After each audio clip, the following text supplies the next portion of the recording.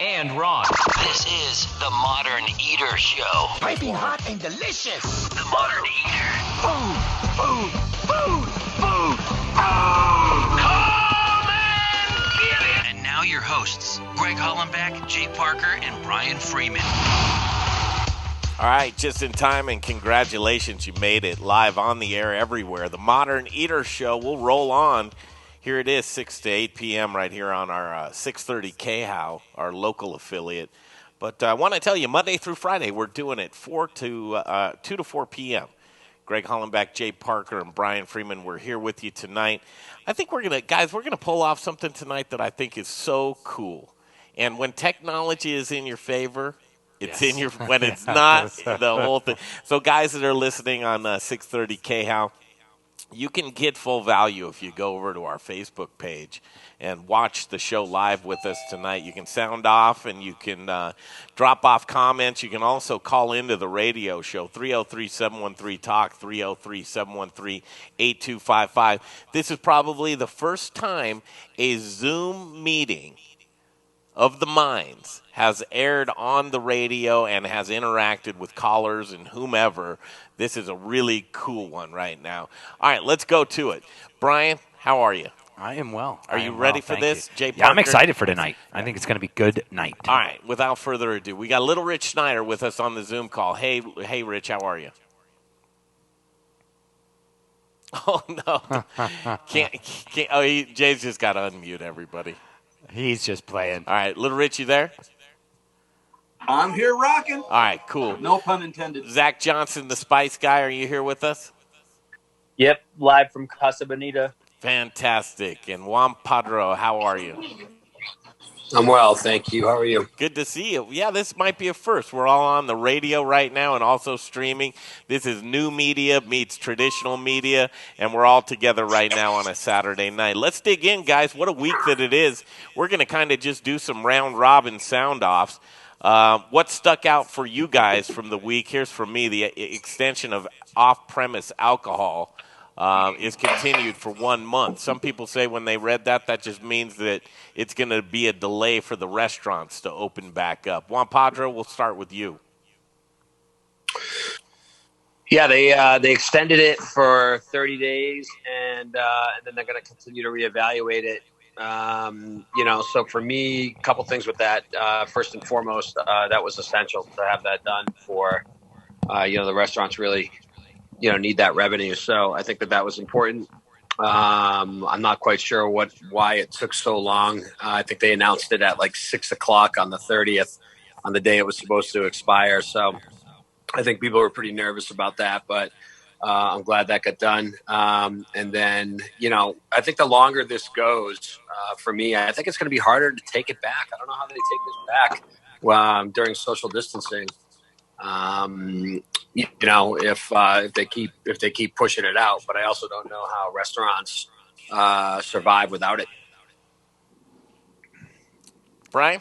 Yeah, I'll tell you, for me, this week has been about keeping it positive and trying to look at the good things that have come out of this. The fact that everyone's getting closer with their families, we're getting to spend more time with our loved ones. And then, might make some people angry, but I got to tell you, at some level, I went over today and picked up a case of beer from Bierstadt. That I think is the best. That doesn't make me angry at all. That's the best Pilsner, in my opinion, out there, and you could never get it in a can. And so, to me, I look at, there's a positive, there's a silver lining. Try to hold on to that in these hard times. I think for restaurants, they're going to find their groove. I think what people are doing, I walked into a restaurant this afternoon over at the Bindery to pick up some chickens. They're polishing the furniture. They're cleaning up everything. Zach Johnson. Yeah. Yeah, cleaning is the name of the game at the Spice Guy for the last 10 days. Our floors are clean enough to eat off of.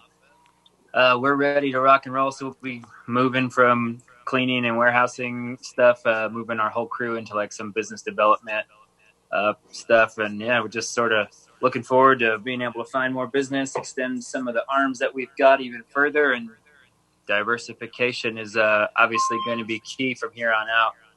We're not going to, keep focusing on the restaurants and do what we do really well, but try to branch out into some more of this retail stuff that we've been doing for the last couple of years. Little Rich. You know, I'm excited for the reboot. I just want to go out and see everybody. I miss the heck out of just seeing everybody. So I'm excited for this to start to get back to normal and see what this reboot looks like. All right, let's jump in. Juan Padro here with us. You've been doing some great things, Juan Padro. First of all, I want to tee you up. You've got a pop-up inside of Bardo. I think it's so cool. Talk about that pop-up that you have going on right now, Juan Padro. Well, we popped it up, but I think it's here to stay. It's called Jabroni and Sons, and it's our Italian sandwich shop. And it's something we've been talking about doing for a number of years, but we've been so busy. So we had, when we got this money, it was like, okay, well, how do we keep our people busy? And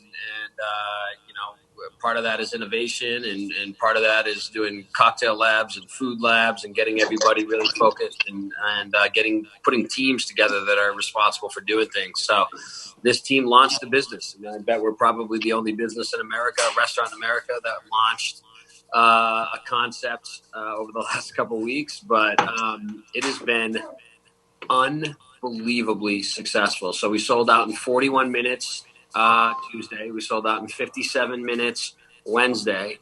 Thursday, we sold out right around the same amount of time. But not only did we sell out for Thursday, we sold out for Thursday, Friday, and Saturday. And we have a waiting list for sandwiches for next week as well. We implemented talk for pre-ordering because we're getting so many orders. Typically at the end of a service, we've got somewhere between 70 and 100 voicemails and 50 to 75 emails of orders. We're just not able to fulfill them all. So we actually have to move our bread production down to Marin. We can't produce enough bread out of Bardo. And it's been pretty wild. So what does it mean to sell out? So are you limiting yourself to a certain capacity? We can only make 130 rolls, so it's 130 sandwiches. So they're usually so we're done in 130 sandwiches at an average of about $15 a sandwich, and in 45, 50 minutes is pretty unbelievable. How do you pull forward with that into the future? What does that look like? Are you going to get another brick and mortar for that? How does that fit in? Yeah, 100%. Yeah. We're going to go into something else for sure. I feel like every realtor in the city has called me by Friday at this point, being like, because commercial real estate's in some trouble. So, but they need to fill some spaces, and it's just kind of a low overhead type deal. But it's an opportunity for us to get a couple of our young guys some exposure and put them to work and allow them to turn something that's an adverse situation into really what their dream is. So you could have done anything. Why? First of all, what's the name? What is a jabroni? Is it something I should know? Richie, you wanted to ask that? I'll be quiet. Exactly. Yeah. So a jabroni is essentially a guy that talks a lot of shit and gets his ass kicked. Okay. And so why did you figure you wanted to name it that? If you're a wrestling fan and Dwayne "The Rock" Johnson used to call guys a jabroni that he used to beat up, and then It's Always Sunny in Philadelphia, they use the word jabroni a lot, so you can kind of it's just somebody that talks a lot of shit and gets beat up. Right. So of us, who's the jabroni of all the people on the screen? On the screen. Little Rich, you said it, not me, brother. Yeah. Whoever. So what about the food? Why did you pick sandwiches? I mean, we're East Coast guys, so we do a lot of the stuff that we just miss. I mean, Bardo is an Italian restaurant because we missed Italian food from the East Coast. I mean, Ashkara is Israeli because we missed the Mediterranean food on the East Coast. Senor Bear is Latin because I miss my dad's cooking, and Puerto Rican cooking and Latin American cooking, and a lot of that stuff's on the East Coast. So we just I'm not. I wish I had better, more exciting stories. No, that's cool. But, what's the feedback? We just do stuff that we like to do. What's tastes good. What's the feedback? Are people saying it's authentic? It feels right. I mean, the feedback has been savage. I mean, people are like, it's incredible. You know, if you go on social media, it's like trending like you would not believe. And Innovation. I can't. Main Shack was similar. You know, when we helped launch that, because you know all the Northeasterners missing a good lobster roll, you couldn't really get that in Colorado. And I think you know, I think Josh Pollock does an awesome job with Lou's in 5 Points, and there's a couple other good places around, but in general, like this, you know, there's just not a lot of great sandwich shops in a city of a few million people, which is just blows my mind. You know, they're on every block in New York and Boston, Philly and DC, and right now, you know, people want sandwiches. You know, with our entire restaurant group, you know, we've got 8 restaurants in Denver and 1 in New Orleans. The Tappin' Burgers are doing 75-80% of our sales. I mean, people want burgers. They want comfort food, you know. So, you know, and then Jabroni came along, and obviously we've seen similar success with that. And then when we relaunched Mr. Oso in Senor Bear, the tacos have been very, very, very popular. So the fancier stuff, the fancier pastas at Bardot, the fancier food at Senor Bear, the fancier food at Ashkara just has not sold as much as the comfort food. So, Juan, this is Brian. In a way, it's a silver lining for you, right? It helps ease the pain a little bit, but overall, as your group, do you feel pretty solid about being able to regroup and find your new way forward? You know, I don't.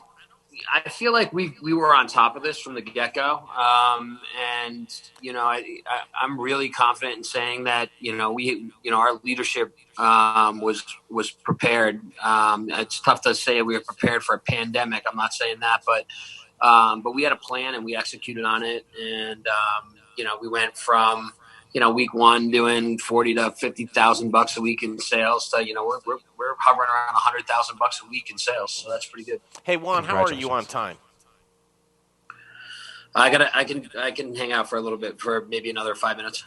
All right. Well, so if I broke away, that's probably about 3-4 minutes, and then want to come back and do another 10 with you. If not, we can say goodbye right now, but would love to have you stick around for another segment.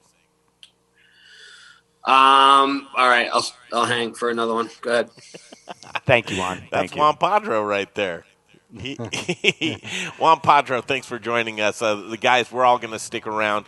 We'll take a pause on the stream. Rick Robbins is watching, the GM of Colorado Mills Sunflower Products. He says, kicking back and enjoying the modern eater on a Saturday evening. Got some chefs in here. Todd Leopold is watching. Welcome to the stream, Todd. Good to see you there. Carly Smith, the fairy gut mother. All kinds of fun people watching us tonight. Thanks for joining us. We'll break away. We'll be right back. The Modern Eater Show continues.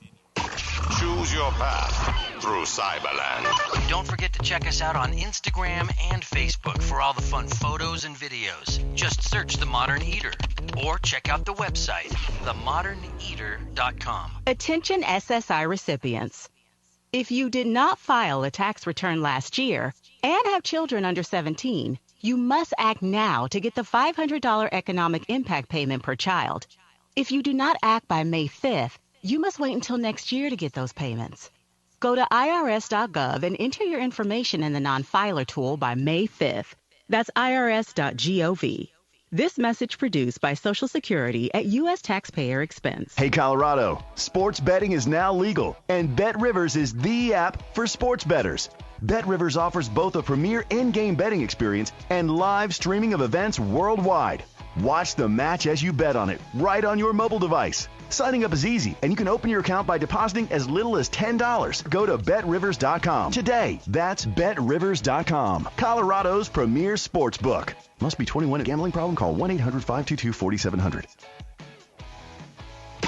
Choose your path through Cyberland. Don't forget to check us out on Instagram and Facebook for all the fun photos and videos. Just search The Modern Eater or check out the website, themoderneater.com. Modern Eater family, it's Little Rich. Everybody needs insurance, but do you have the insurance you need? When we opened Studio Kitchen, Colorado, home of the Modern Eater, we had no idea what insurance we needed. We didn't even know where to begin. Times like that, I turn to the experts. Our insurance expert, Brian Brenning with the Ewing Levitt Agency. Brian makes the coverage discovery process easy and seamless. Here's what you can expect from Brian and the team at Ewing Levitt. The absolute safest coverage, fair, low rates, quick response time, and honest, straightforward service. I've been in business 40 years. I trust Brian Brenning and Ewing Levitt Agency. He's not just an insurance expert. He's my friend. Make him your friend and expert, too, by calling the Ewing Levitt Agency today, 970-679-7374. For the best and most reliable insurance coverage, that's 970-679-7374. It's the Ewing Levitt Agency. Wear black and eat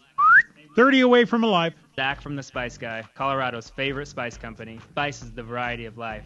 At the Spice Guy, we have a passion for sourcing the best ingredients from the best farmers all over the world. Choose from thousands of different GMO-free spices and ingredients. Or let us create and blend custom flavor profiles for whatever style of food it is that you're working with. With over 1,000 restaurants, food brands, and chefs behind us, you can't go wrong when you choose the Spice Guy for all your spice needs. The Spice Guy. Spicy. Born in Breck, Great Denver. TheSpiceGuyCo.com. Okay, back to the show momentarily, but right now I want to tell you about Jeff Rourke and A-Plus Beverage Solutions as we're getting ready to ramp back up or do the reboot of the restaurants. That's right, you got to make sure your bar program is all set and ready to go, and your tap lines are very important. You don't want that beer just sitting there and stagnant. You want the beer to taste just like the brewers intended it to taste, and that's where Jeff Rourke and A-Plus Beverage Solutions, they come in. Family-owned and operated business, 20 years. Him and his family, they do such a great job. Get you ready to go. $10 per line. Clean it out, Brian. Clean Do it now. Clean out your pipes, Brian. Yes, indeed. And if you're pouring inefficient beer, what are you doing, boys? You're pouring your money down the drain. Where were you? Pouring your money down the drain. Jeff Rourke and A-Plus Beverage Solutions is going to keep you from doing that. 720-272-3809. Phone call away. 720-272-3809. Jeff Rourke, A-Plus Beverage Solutions. Hey, this is Brother Luck from Colorado Springs. All right, you ready? Owner of 4x Brother Luck and Lucky Dumplings. I mean, he's a very, very impressive man. And you're rocking with the Modern Eater Show on iHeartRadio. Okay, back at it. Another segment we'll do right now with Juan Padro, who's joining us. And thank you from Culinary Creative, doing some great things right now. And Jabroni's is just killing it. Just a new concept that came from the rubble of the aftermath of COVID-19, and I really commend him. Also on the panel right now, Little Rich Snyder joins us, Brian Freeman, and Zach Johnson, the Spice Guys. We're kind of just free-flowing as we look to the reboot or the reopening of restaurants.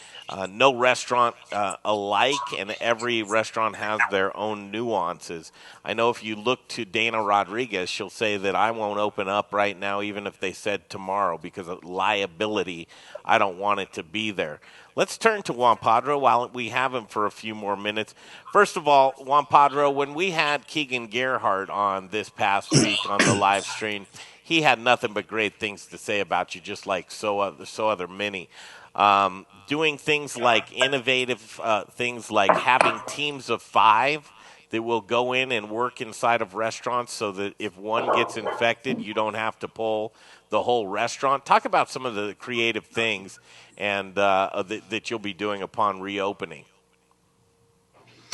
I mean, I don't know if it's super creative. I mean, I think at the end of the day, you know, we've got to earn the public's trust. I think everybody has to get back to that mentality. And what does that mean? How do you define that? So, you know, for us, it's, you know, you have to have restaurants, I think, you know, do have an opportunity to distinguish themselves. I mean, they're very clean places, sanitary places. I know we take a lot of pride in that. I know people like Keegan and Dana Rodriguez, who you just mentioned, take a lot of pride in that. So, you know, but we're going to need to we do that behind the scenes, and that's going to have to be a lot more visible to the public. So, you know, hand sanitizing stations, and how do you, one of the questions we're asking a lot right now is how do you make the experience touchless? You know, how do you make, you know, and that's a tough question to ask when you're in a high touch, you know, industry. So, you know, those are the types of questions that we need to figure out. And how much is curbside and delivery going to be part of your business model moving forward if it has not been part of your business model? You know, what about the food supply? You know, I mean, I think that's a big question. And how are you going to address that? And what are back bars going to look like? And I think everybody really needs to be thinking about like paring everything down, simplifying, being recognizable. I think the creativity has to come in the form of different businesses and different pop-ups and different events and things like that, but probably less in terms of what's on a plate. To be honest with you, because I don't really foresee. I think people want normalcy, they want familiarity, they want comfort, and they want to have fun.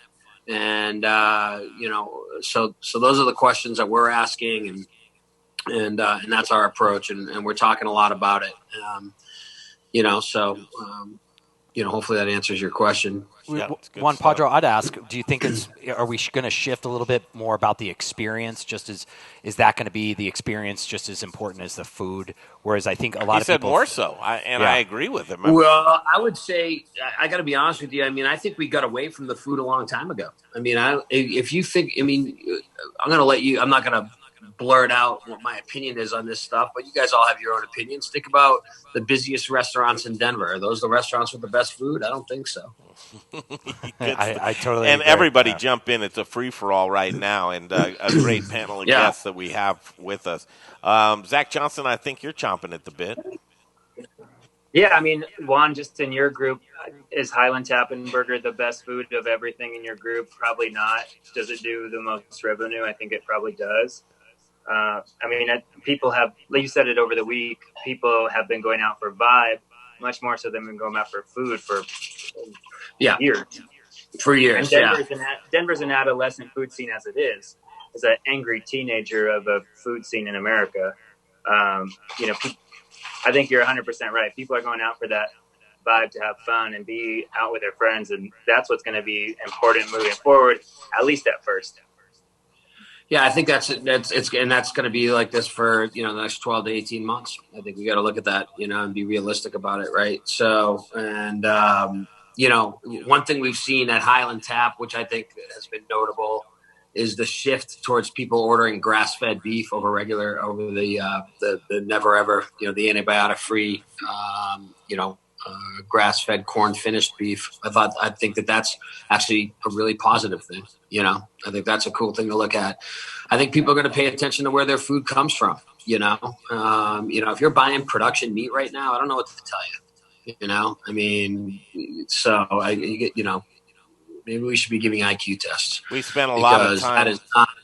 That is not where you want to be buying your meat from. Big, large processing plants that are unsanitary, that aren't testing their employees, that are treating their people like shit. They're treat their animals like shit. That's not good. And so.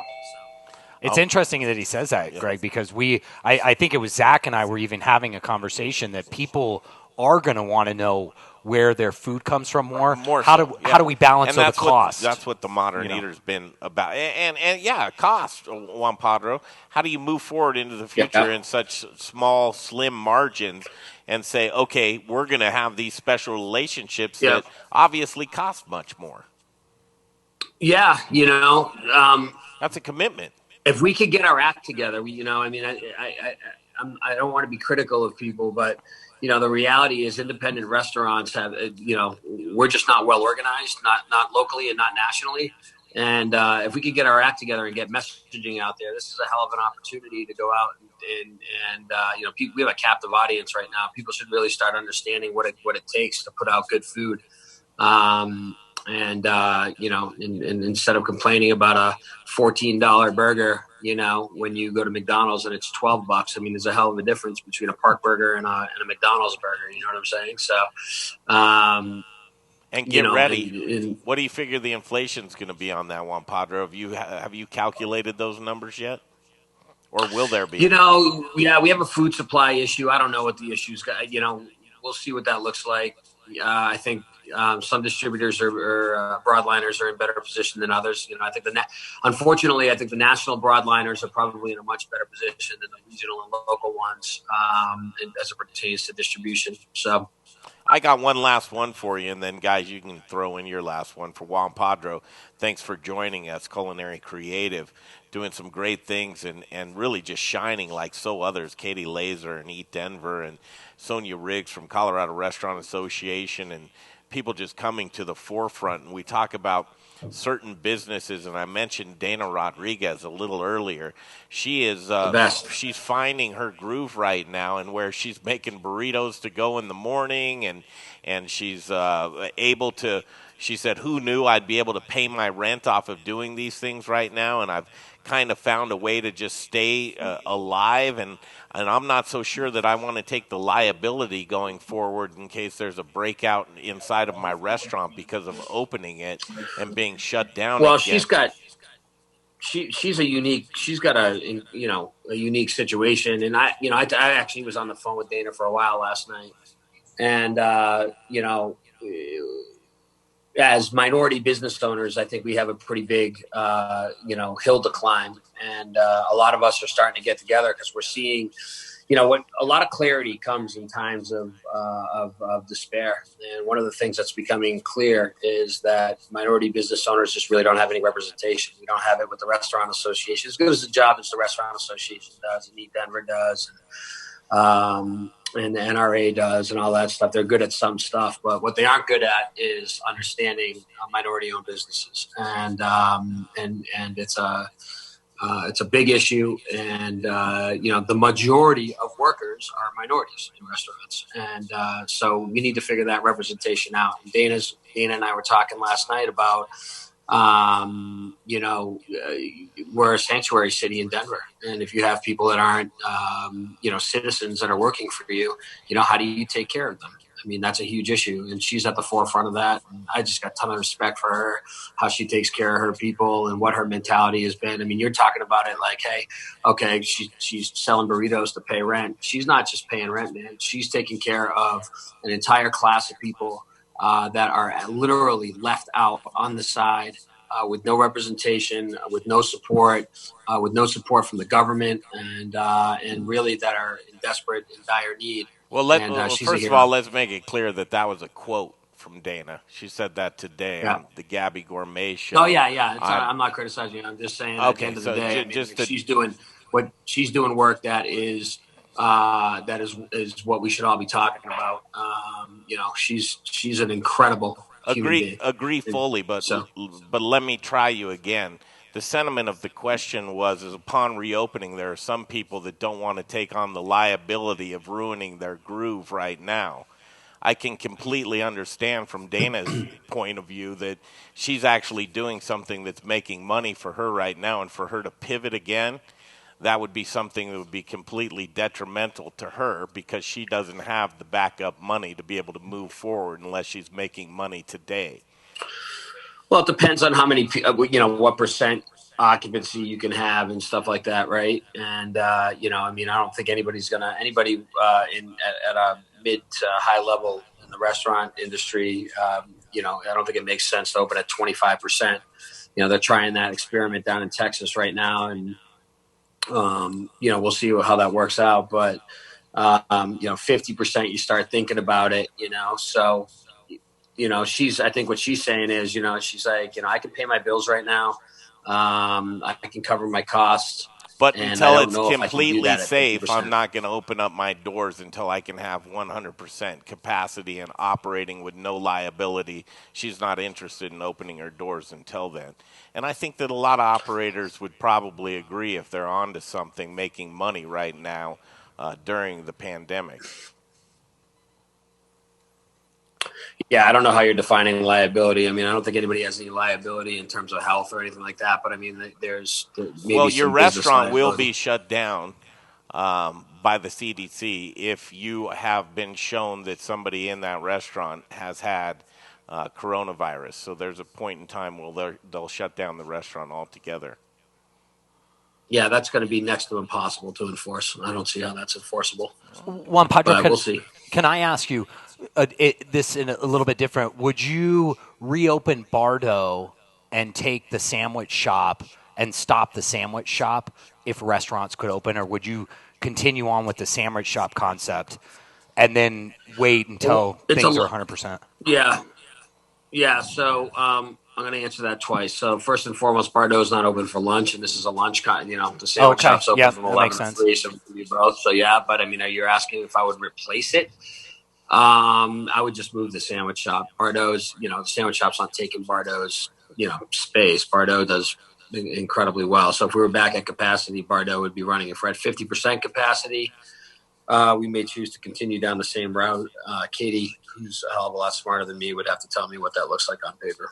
That's what I was looking for, Juan Pedro. Thank you, because that's interesting. So because you're sort of saying, hey, we got to be to 100% to push out this because this is making money, and we wouldn't want to disrupt that. Yeah, is it? Well, just that was make sure? Dana's whole issue, though. Yeah. Dana's issue was when we talked to her in the weekday show. Dana's issue was a lot less about liability and more about how if you take working class at 50%, you can't turn the restaurant 8 times to get your 400 covers. Right. Yeah, and Carolyn Glover says similar thing at Annette, who's also been a star in this situation as well. So, what do you see in the week ahead, Juan? What do you see in the week ahead? What are we going to be looking at? Well, you got round 2 of PPP, which was this past week. So I think people are going to start getting their money. And so we'll see what happens. How many people in Colorado get that? I think everybody's kind of waiting on whether or not we're going to open on the 11th. I don't see how that's possible personally, but I don't have any insight into that. And then, I think there's the big question right now is outdoor space. Are they going to allow street closures, and what are they going to do with? I mean, if you were out in Lohi last night, there were hundreds and hundreds and hundreds of people walking around Lohi with drinks in their hands, going bar hopping. So I don't know how they're going to regulate that stuff. I don't know how they're going to control that stuff. The best thing to do, if they just shut it down, they're going to shut down a bunch of restaurants. They can't afford to do that because they don't have any tax revenue. So, I think those are the questions that are out in the forefront right now. And, what is, they passed common consumption and they weren't going to launch it until later. What does that look like? Does that look any different in this type of situation? Are we closing? Do we have entertainment districts? Do we have areas where people can kind of hang out, where restaurants can kind of sell food and drink, like out onto the sidewalk, into the streets? Can we increase capacity that way?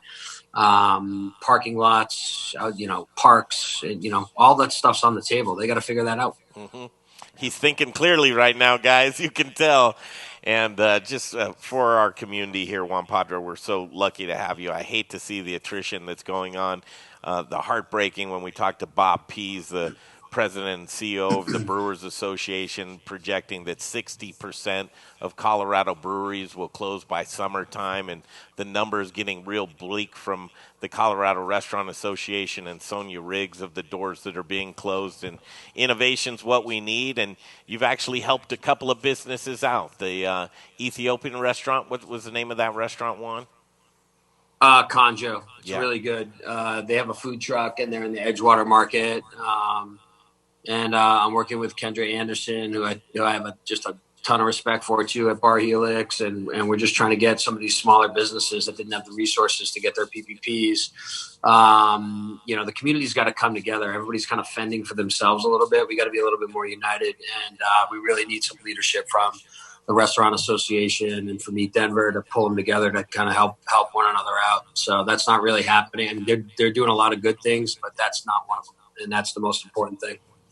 Help out your small businesses right now. It's more important than ever. Yep. Juan Pedro, always a pleasure. Thanks Thank for you. taking the time tonight. I really appreciate it. All right, man. Talk to you later. Juan Pedro. Take care, Juan Pedro. Woo! Guys, we have to break real quick. We'll come back quickly, and then when we're back, we'll react. I think we deserve to have a segment of reaction. Coming up in the next hour, Stephen Gould will join us from Golden Moon Distillery. He's going to put together a Kentucky Derby drink. You know what the most famous Kentucky... Come on, you know what it is. Yeah, mint julep. Are you sure? Well, it could be an old-fashioned, or I go with the mint julep. All right, we'll figure that out. What do you think it is, Zach Johnson? The most popular Derby drink? It's the julep, baby. It's the julep, baby. Is it the mint? It's spring. It's light. Do you it's know refreshing. the history of a mint julep? I do not. All right, we'll come back. Talk about it on the Modern Eater Show on iHeartRadio. Choose your path through Cyberland. Don't forget to check us out on Instagram and Facebook for all the fun photos and videos. Just search The Modern Eater or check out the website, themoderneater.com. Hey, Colorado, sports betting is now legal, and BetRivers is the app for sports bettors. BetRivers offers both a premier in-game betting experience and live streaming of events worldwide. That's right, you can bet on the game as you're watching, right on your mobile device. Signing up is easy, and you can open your account by depositing as little as $10. Go to BetRivers.com today. That's BetRivers.com, Colorado's premier sports book. Must be 21. A gambling problem? Call 1-800-522-4700. Attention SSI recipients. If you did not file a tax return last year and have children under 17, you must act now to get the $500 economic impact payment per child. If you do not act by May 5th, you must wait until next year to get those payments. Go to irs.gov and enter your information in the non-filer tool by May 5th. That's irs.gov.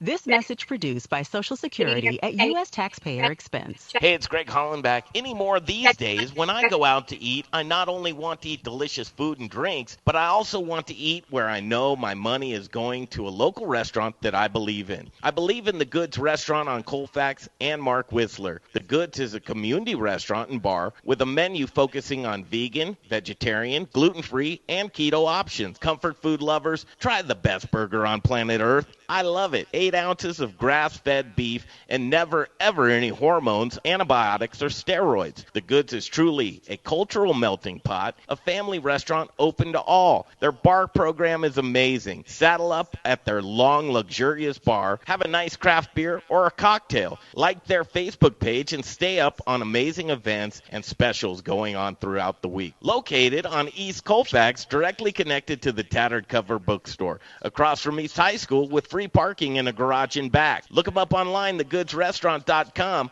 I'll see you at the Goods. Hey, chef friends, it's Little Rich here from Rockalita's 30 Life. Known for hyper-local, innovative, and healthy tortillas and chips, served by Colorado's top chefs, and that's why we only use Colorado Mills sunflower oil. If you, too, want to serve the healthiest, most vibrant-tasting foods, you must use Colorado Mills. Colorado Mills is hyper-local, Colorado-grown, cold-pressed in Lamar, Colorado. Whether you bake, fry, or saute, get your Colorado Mills today. Life. Shamrock, Growers Organic, and Dawn Foods. For the best oil in the business, use Colorado Mills. That's right. Back to the show in just a minute. But before we do that, I want to talk to you about something I love, and that's bread. Bread is the greatest thing on earth, and AspenBaking.com is doing it better than most people in the city. I can't do this with that because it's everything crazy. So hoagies, focaccias, baguettes, croissants, pound cakes, lobster rolls, coffee cakes, you name it, AspenBaking.com has it. Look for them on Amazon Fresh. I need to hear that in your voice. I mean, your passion for bread. I'm trying to passion my brains out on this thing. You love bread, Jay. I do. I love bread. I can't put it this way. I love bread so much I can't tell you about all the ways I love bread. But you can order online. You can buy direct. You can go to Amazon Fresh. It's AspenBaking.com. Hi, Michael Myers from Distillery 291. I'll say whatever you want me to say. That'll get me in trouble. Ride it like you stole it, drink it like you own it. You're listening to The Modern Eater on iHeartRadio. Okay, back at it on The Modern Eater Show. It's live from Studio Kitchen, Colorado. Had a spirited conversation. Thank you, Juan Padro, for joining us. Such a smart guy. We're going to do a live sound check right now. This is a first. I don't know that anybody's ever had a Zoom call on the radio. It sounds like we're all connected probably on telephone, but this is technology working at its finest right now. We got Zach Johnson with us. Mic check 1, 2. You know it, baby. Little Rich Snyder? Nope, Little Rich doesn't know how to work his mic. And then Jessica, do we have you? I'm on. I was unmuted. I'm here, baby. Hey, Jess, do we have you? Check, check. It's looking Can you good. hear me? All right. I love it. Okay, Yes, we so can. Jess is here with us. Jess, what we're going to do is have you come back after the top of the hour. We just wanted to do a mic check with you. Great. All right, Field to Fork Farm right there. We're going to connect with the Western Slope, Palisade. That's exciting. We've been over there a couple times. We're going to take an emergency trip here soon. That's right. Okay, Shannon, what do we have to do as far as housekeeping? Should we take a break, or can you absorb those commercials into the next hour? Absorbed. Okay, we're going to take it up to the top. Whose microphone's driving me crazy because they're going to exit the conversation if they can't figure it out? Whose is it? Who changed their microphone? I need to know now. We've got an awesome production guy. Don't worry, he's going to mute everyone out. We're not going to have to worry about any of that. All right. Zach, Brian, Little Rich, let's talk. We're live right now. Sound off to what you heard from Juan Padro. Go ahead, Rich. Okay, guys, I'll jump right in here. Go ahead and take a break if you want. All right, we're going to take a break. We'll come back. The Modern Eater Show continues. Sorry, Greg. Through Cyberland. Don't forget to check us out on Instagram and Facebook for all the fun photos and videos. Just search The Modern Eater or check out the website, themoderneater.com. These are unprecedented times, which are causing a lot of stress and financial worry for millions of Americans. But here's some good news. If you owe back taxes to the IRS, Optima Tax Relief can reduce the stress in your life by helping you resolve your tax debt right from the safety of your own home. Make no mistake, you don't want to ignore the IRS right now. They can take your paycheck and everything you work so hard for. Hey, but Rich, with can you Optima hear on me? your side, you may qualify for help that saves you thousands. Their tax professionals specialize in the Fresh Start Initiative, one of the biggest breaks the there you go. Hey, IRS Rich, has can you ever hear me? offered. Optima is A+ rated with the Hey, Better Jess, Business can you Bureau hear and me? has If you resolved can hear over me, $1 just hang billion up of tax debt for and taxpayers come back at about across the 6 nation. after the So top of the now's hour. the time for tax help you need, for tax thank help you. you trust. Call Optima now for a free consultation. Call 800-343-6460. Cool. Hang up, Jess. Hang up. Come back at 6 after. 800-343-6460. Optima Tax Relief. Some restrictions apply. For complete details, Hang please up, visit Jess. OptimaTaxRelief.com. Want to bake Thank the you. best? Bake All right. with the best. Zach, Little Rich, Rich can here you from hear me? Rockalitas Tortillas and the Modern Eater. Yes, Our wraps barely. cold, and don't Barely break open. hears Yet they're us. soft Okay, and bring the delicious. studio What's down my in our secret? heads. Ardent Mills. Organic, ancient, and heirloom grains All the like way down. quinoa. Okay, can I you just hear have me? background noise, so I'm coming in and out on Okay, mute. you're coming in and out. And how about now? It's better? I'm on purpose. I'm coming in and out on purpose because I'm muting myself because there's a lot of background. Okay, cool. How about you, Richie? I can hear you. Can you hear me? Okay, Check, yeah. check. We're going to come back, and when I throw it to you guys, just jump into it and let's have a conversation, okay? Yeah, Rich, go ahead first. Talking about Juan Padro. Talking about words whatever made you you want to, cringe. but if I throw it to Hi, I'm you, Rebecca just Berry jump with right Ford. in and start giving your thoughts. Okay. Cool. Who's that? Uh-oh, is that? I do want to go more into the stuff about putting tables on the sidewalk and streets and all that. Yeah, I'd like to talk about that too. And I kind of wanted Zach to fit in that conversation. I didn't want to just throw it right in because it's in development phases, but what touchless menus should look like. Yeah, I mean, I think I need to have that a little bit more hashed out before I talk about it, but I just wanted to actually With the not best talk about it, backyard but talk barbecue about for it by beginners. just saying what should they look like. Maybe that'd give you more information. You know what I'm yeah, saying? let's see. Or just like as a contact point, like what does a menu look like to people? Exactly. Have a passion for barbecue, and it shows. Located on 25th and Federal, Proud Souls retail store is bursting at this. Who went by Proud with your Souls today? barbecuing essentials, the Spice Guy Yep. spices, and superior You did, Zach? flavor Yeah, Zach did. fuels for your pit. I did, yeah. Hickory, mesquite, oak, pecan, I cherry. thought you'd be going live apple, from there, peach, Greg. maple, grape, and a variety of blends. Hit their website. I contacted them and said, hey, man, you for guys want to give us delicious a tour? hands-on barbecue classes and get information on current promotions and deals. For the best in barbecue, locally owned He and looked operated tired. on 25th and Federal. I do? There are guys. Proud Souls No, Barbecue and Provisions. Tony did. Oh, I bet he is. ProudSoulsBBQ.com. All right, here we go. Reign supreme. So don't be shy. You're listening to the Modern Eater Show, The ultimate gourmet challenge. and it's time for In the Kitchen. All right, welcome back. The Modern Eater Show continues. Going live in Denver, Colorado from Studio Kitchen, Colorado, and jumping around in a Zoom call right now. You want full value? Go to our Facebook page, The Modern Eater, or our YouTube channel. We would appreciate it if you're at our YouTube channel. just go ahead and subscribe, Brian. Have you done that yet? I have subscribed. All right, Brian Freeman, Greg Hollenbeck, Jay Parker, we're here with you. And we got Little Rich Snyder as well as Zach Johnston. We're just kicking it around and reacting to Juan Padro came in and talked about what it's going to look like post-COVID as far as dining in. And very good insights. And, guys, I'd like to just go around Robin again. There's Rob Drabkin. I'd like to see that right there. Oh, this is interesting. Hey, Rob, how are you? Hey, Rob, can you hear me? Can you hear me? Yeah, we can hear you. Rob is a part of our COVID. Hey, Rob, can I ask you to do this? I'm glad they were connected. This is Rob Drabkin. He's a very talented musician. You know his face here in Denver, Colorado. Hey, Rob, if you have nothing to do, can you call us back on this Zoom call at quarter after the hour, so 7:15? Sure, I'll set alarm. See ya. I love it. See you then, Rob Drabkin.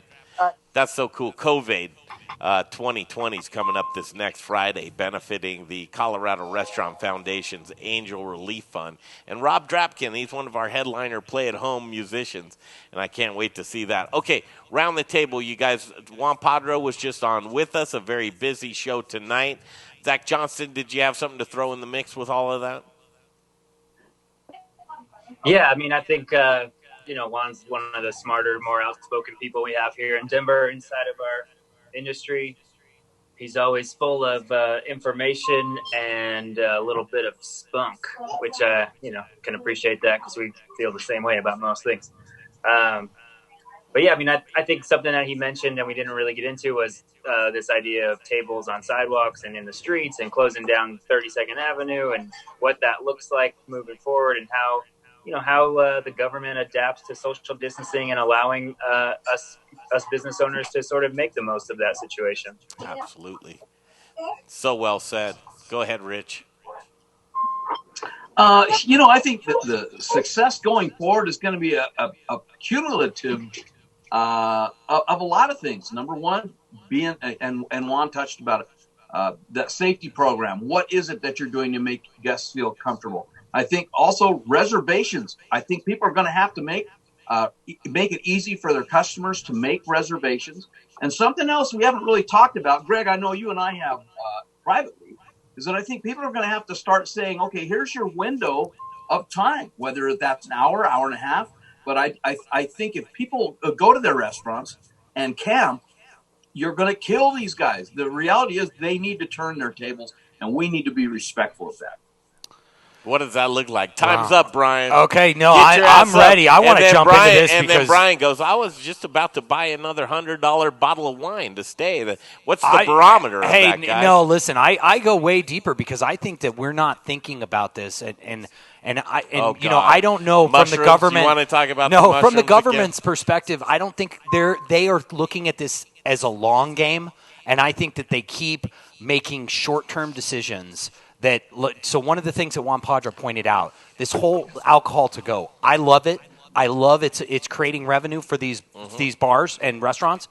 But did we think about what's happening now? Like what he said. Now all of a sudden we've moved the restaurant out onto Lawrence or Larimer Street, and now all of a sudden the COVID issue is now in the streets, and now it's compiled with two things because now you have a bunch of people walking around getting inebriated and they are potentially spreading a disease. So I think that this is something we didn't think about long term. To Juan Padro's point, is that now we're just going to have to, the government's going to have to pivot really quick, as opposed to thinking about this in the long term and saying, hey, listen, if this goes on for 8 months, 12 months, today I heard on the news, this could be 2.5 years before we have COVID under control. I heard a lot of stuff today. Could be 10 years before it's eradicated, or something. I mean, so guys, go ahead. I don't know what to do after that. I mean, well, it's a big thing. I mean, Zach, where would you go with this whole concept about putting people out in the streets with alcohol and not having the controls in place? It exists already. Like, what do we need? We have a case study. How many years of Vegas do we have a case study of this already working properly? And it's fine. Sure, like Vegas is maybe a different level, but people are going to Vegas generally with the intent to party. If you bring it to Denver,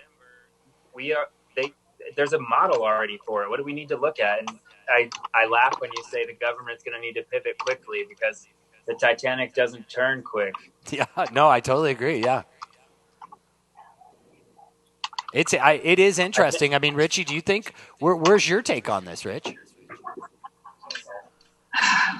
Boy, I have seen it all over the place. It's Denver's always been, I'd say, a little more conservative. We're not quite Key West or Las Vegas.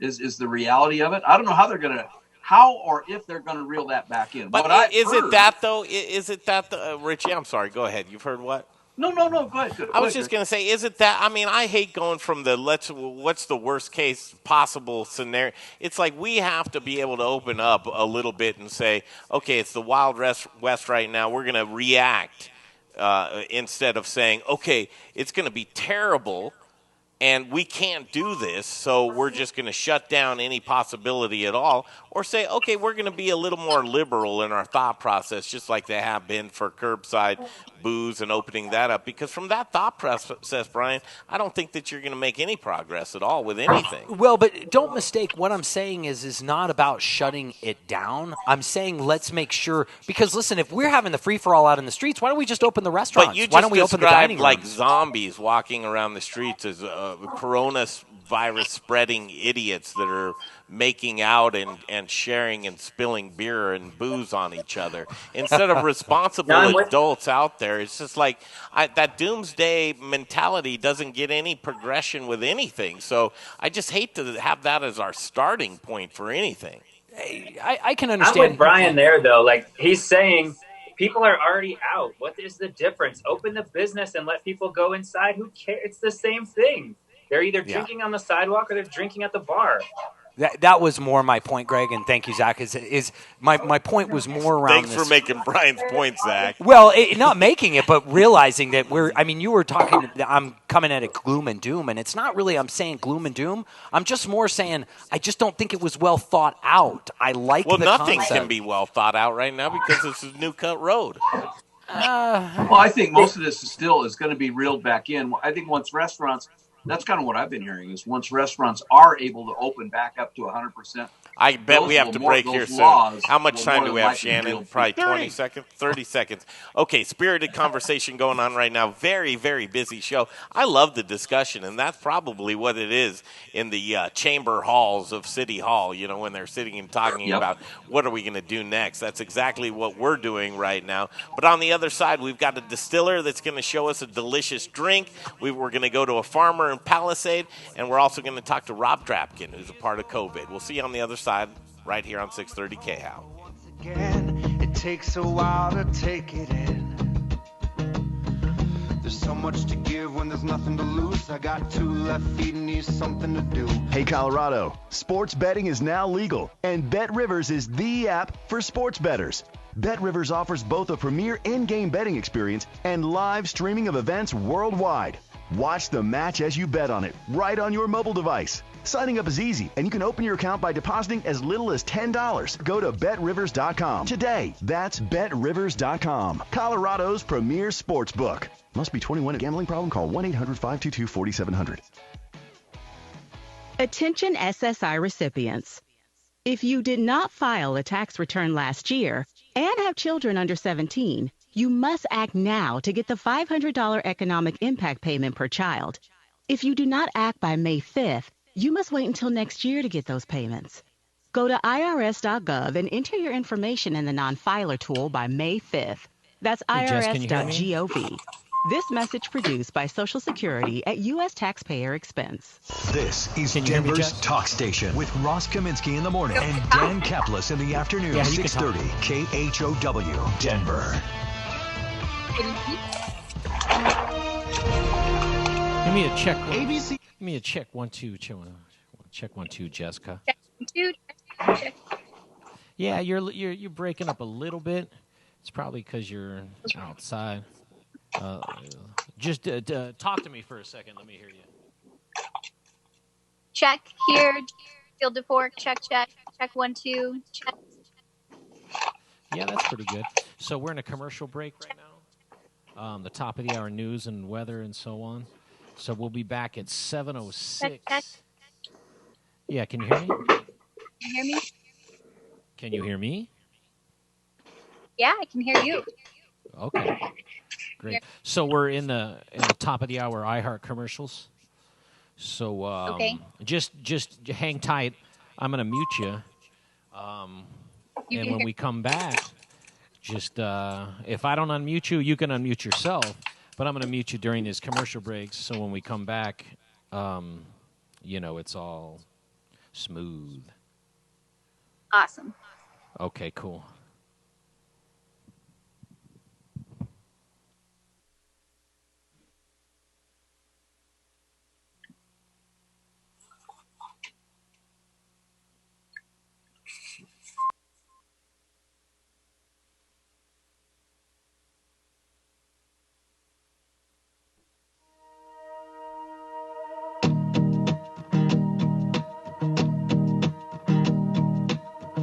On the day she left home, she wrote her dad a little note, said she'd never be alone. What did she know? Years go by, seasons end. Mama told her once again, it takes a while to take it in. There's so much to give when there's nothing to lose. I got two left feet and need something to do. So turn up the song that's inside of you, then we both cut loose. The way you move moves me too. Won't you keep me close to you? The way you move shines on through. Won't you make me move?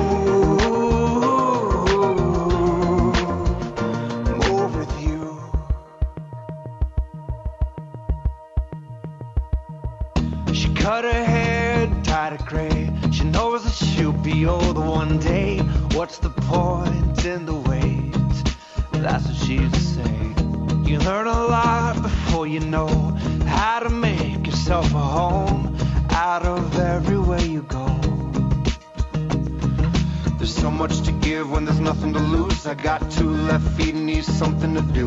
So turn up the song that's inside of you, then we both cut loose. The way you move moves me too. Won't you keep me close to you? The way you move shines on through. Won't you make me move?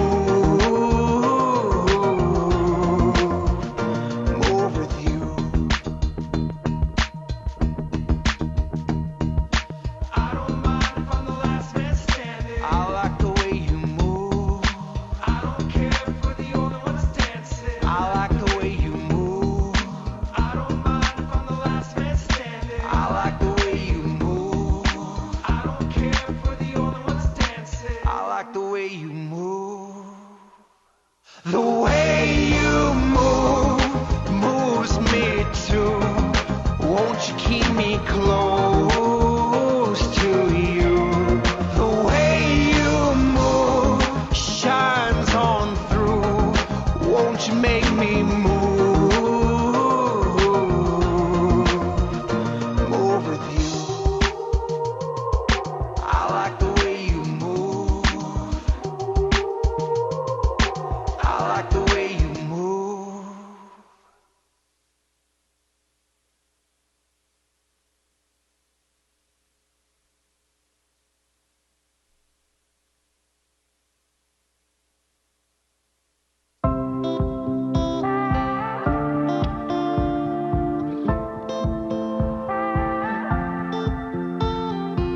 Early this morning, woke up holding my head, hearing my heartbeat all night long. Shades of this motel keeping me in bed, reading the news, just trying to stay strong. I need to just get up, take a deep breath, keep it together, 'cause it's a beautiful day. Sun on my face, feeling okay. Don't let it get away, it's a beautiful day. Feel so proud, screaming out loud. It's a beautiful day.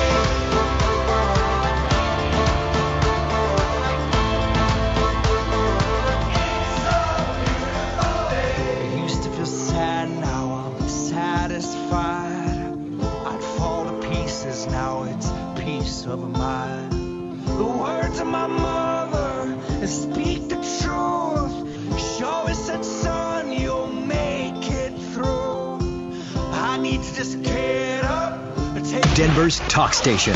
Available everywhere with the iHeartRadio app. Now #1 for podcasting. 630 KHOW, an iHeartRadio station. The following is a paid advertisement. The opinions, viewpoints, and promises made during the following program are not those of KHOW, its staff, management, or parent company, iHeartMedia Incorporated. How about a bite to eat? It's time for the second course, hour number 2 of the Modern Eater. What are you hungry for? Here's to a meal we're all here for. Delicious and tasty. Now we're getting to the good stuff. With your hosts, Greg Hollenbeck, Jay Parker, and Brian Freeman. All right, we can do this. It's Saturday night in the Mile High City. Bring up that Rob Drapkin, would you, Shannon? I love this. It's a beautiful day. Listen to this. Local musician, Rob Drapkin.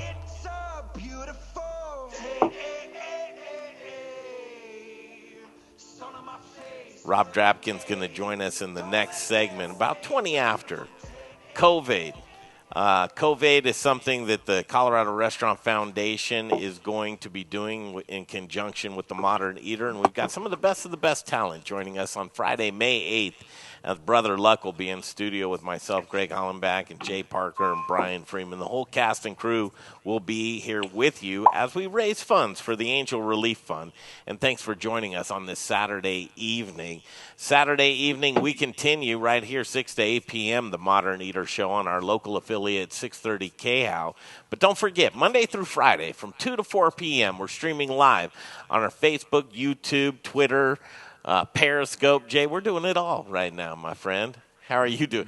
You're like doing such a great job, Jay. Oh, yeah. Molly's Liquid Lounge on Thursdays evening. He's a busy guy. He is a busy guy. He's got a lot on his plate. Producer but Jay Parker. It. In the meantime and in between time, don't forget, at the bottom of the hour, we've got Stephen Gould, who's going to come in and do a Kentucky Derby drink and a mint julep, and Golden Moon Distillery will join us, along with Dr. Sarah Metz, Dr. Baby Yoda, and we've got Little Rich Snyder and Zach Johnson joining us, along with Jess from Field to Fork. That's a lot to cover, and we're in Palisade, Colorado right now with Jess from Field to Fork. Good to see you, Jess. Can we hear you? Standing in one of her hoop houses. I love to see this. I love to see it. There she is. Hi. Hi. Where's Scott? How are you? He's on the tractor working. He is. I have to tell you, last time I saw Scott, there was a picture of him on your Instagram, but he didn't have any pants on. His buns were walking through there. I think that's the way to farm, isn't it? In the nude. Yeah, I mean, everything was just so serious that week that I felt like we had to do something to make people laugh, you know? And that was an old picture, but it was still appropriately funny at the time. Yeah, it was recycled. I remember that. Jess, I think you guys do such a great job. Thank you for keeping our souls happy with your killer organic food in Palisade. Yeah, we're starting to pick up. There's definitely more product coming, and we're getting really busy here, and we're really cranking a lot of great produce, and we can't wait to see how the season winds up. But we're so far we're having a great year, and with growing, the biggest problem is just trying to get it to the people that want it the most right now. So that's the challenge. Well, segments always go by so quick, Jess, so we don't want that to happen with you. We've got about a good 6 minutes to spend with you. Let's just dig right in. I'm sure you got a lot of stuff to say. Where would you want to just take the conversation initially, and then we'll just have some back and forth, but I think it's important to just throw it into your hands and tell us what we're seeing out there right now in the farming communities. So right now, it's just the season is just starting. And a lot of farms, typically would start selling to restaurants and starting to get some produce out that way. But this year, for example, like I have a restaurant that is one of our better accounts, and he would usually normally buy close to about 100 pounds of lettuce a week from us. And he's choosing to buy with U.S. Foods because they have no business. And so that's really hard for me as to say, well, we have no business either right now. And we have some beautiful lettuce. So it's just a little disheartening. But on the other side, we have developed a few other programs on our farm where we're doing more home delivery, and we will soon be having more on-farm sales. But right now, we are also just a little hesitant on having people on the farm. Yeah. And worrying about social distancing, and if people will respect us, because this is our home, so it's hard. Okay, let's dig in and talk about that. We had your neighbor on the show, and you know him, Brian Cox from Black Bear. Talk to us about on the stream his the COVID went through and got him, his wife, and some other family members. So it's right in your backyard there, Jess. Give us your thoughts and feelings. Yeah, just that it's affecting everybody some way, somehow. You might know somebody, a family, friend, colleague, and it is important to listen to the CDC and listen to the scientists and listen to what everybody is recommending. As a local business owner, I think it's so hard because you want to do the most you can, but where does the line get drawn? It's really a fine balance, and I don't know if we'll find the balance, honestly. Well, you get the thought process of as rural as you can possibly be, the more protected that you are, and this is probably the least political that I've ever heard you, and probably because it is in your backyard. But having that so close to you when seemingly your environment is so controlled there on the farm, that's got to be a scary proposition that's very sobering to you to have COVID in your backyard. I mean, I think it's global. It's in everybody's backyard, and nobody is immune to it. So you just have to protect yourself. And I think you'll see a lot of rise in numbers in rural areas over the next few weeks because everything is just kind of still in a delayed response. So we'll see what happens. If history repeats itself, Mesa County during the Spanish flu had 3 waves, pretty heavy waves of the Spanish flu, and it was partly due to the fact that the economy was so slow, they kept wanting to open back up sooner, and then as soon as they would open back up, it would cycle back through again. And then we're also having a huge influx of tourism right now. People are here all the time camping and hiking and biking, and that's really frustrating for us here on the Western Slope to see all these Sprinter vans coming through with $6,000 mountain bikes, and the restaurants are actually reporting really high numbers that they have more takeout sales and more business than they've had.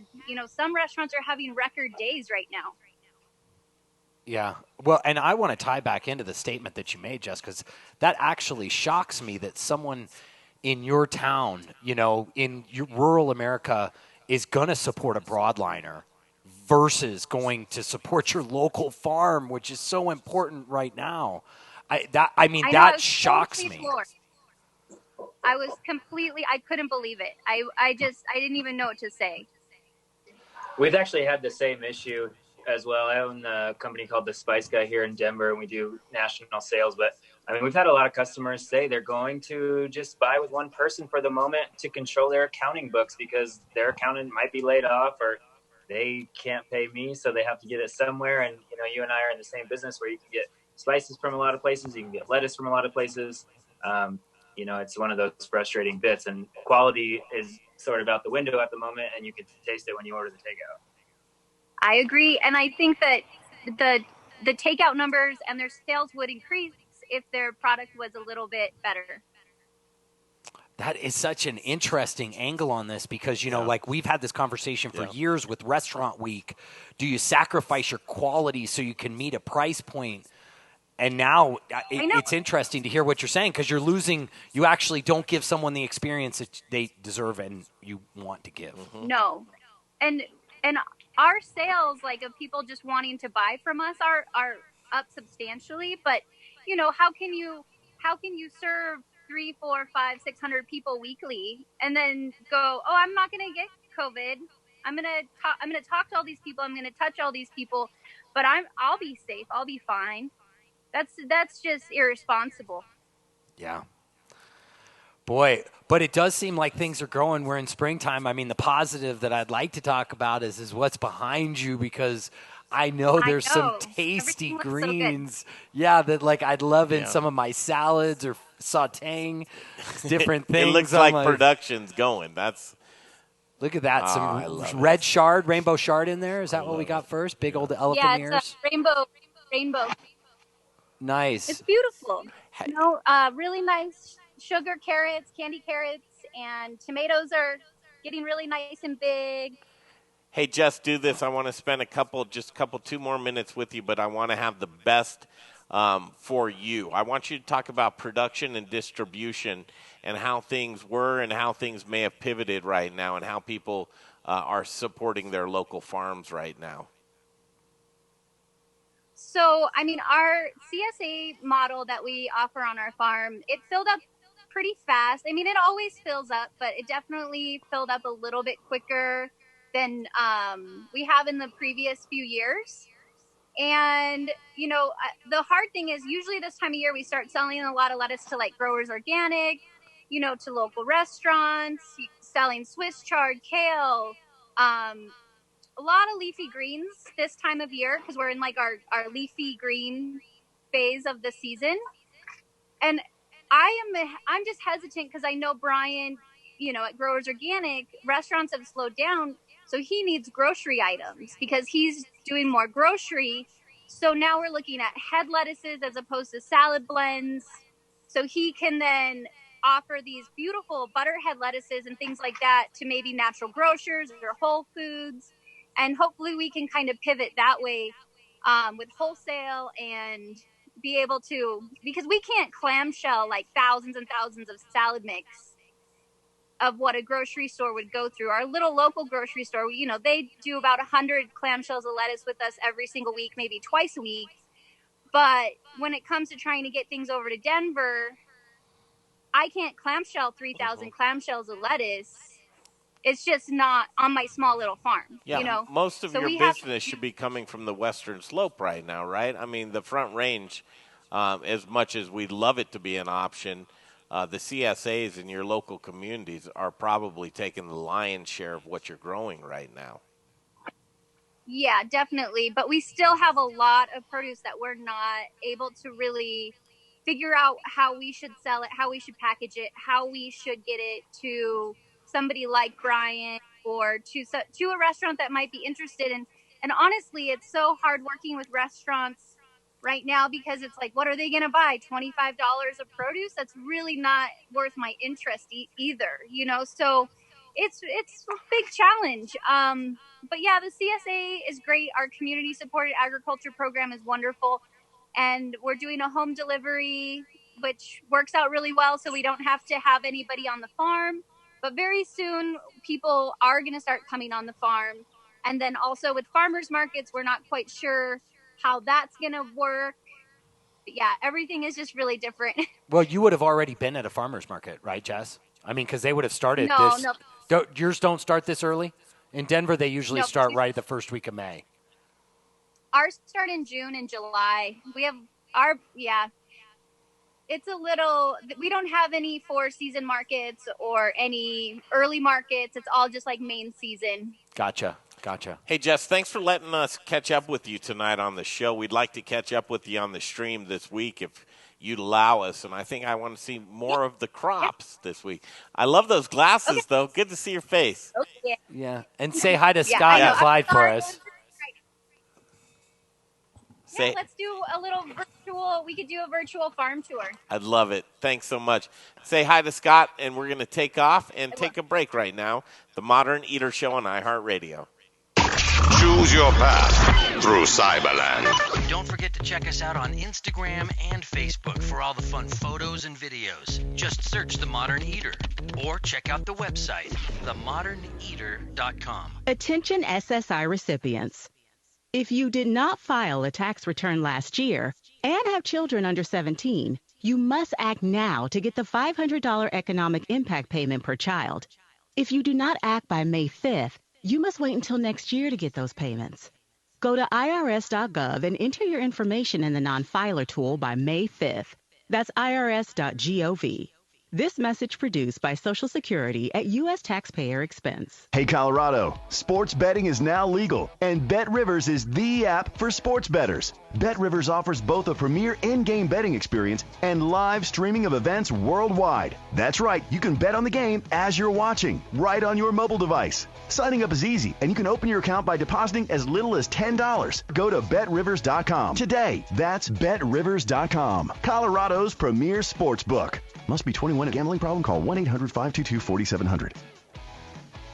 Hey, it's Greg Holland back for Gluten-Free Things. Are you intolerant or sensitive to gluten? Or maybe you're a gluten-free lifestyler? Is your menu limited because you've eliminated gluten from your diet? Are you missing the taste of foods that traditionally contain gluten? What if I told you that you can add breads, pizzas, muffins, cakes, cookies, waffles, croissants, English muffins, the list goes on, right back to your menu? Gluten-Free Things is a local gluten-free and vegan bakery that reintroduces you to the foods you love. Hey, Owner John Urban believes gluten-free Shannon, shouldn't taste blow like the out box that that it's live packaged and in. we'll Trust back. me when I tell you, products from his bakery in Arvada are fresh, flavorful, and masterly Did you hear me? I crafted, can't- leaving my- you with I a got- that tastes like the real thing. I can hear you. Simply delicious. Shannon, the did you hear bakery me is about- located in Yeah, I Arvada heard on you. 64th and Sims across the street from Arvada West High School. Check out their website at glutenfreethings.com. You'll be amazed with the variety of gluten-free products they make. And chefs, don't leave your gluten-free restaurant guests without options. Contact John at info@glutenfreethings.com. That's info@glutenfreethings.com to see what he can do for you.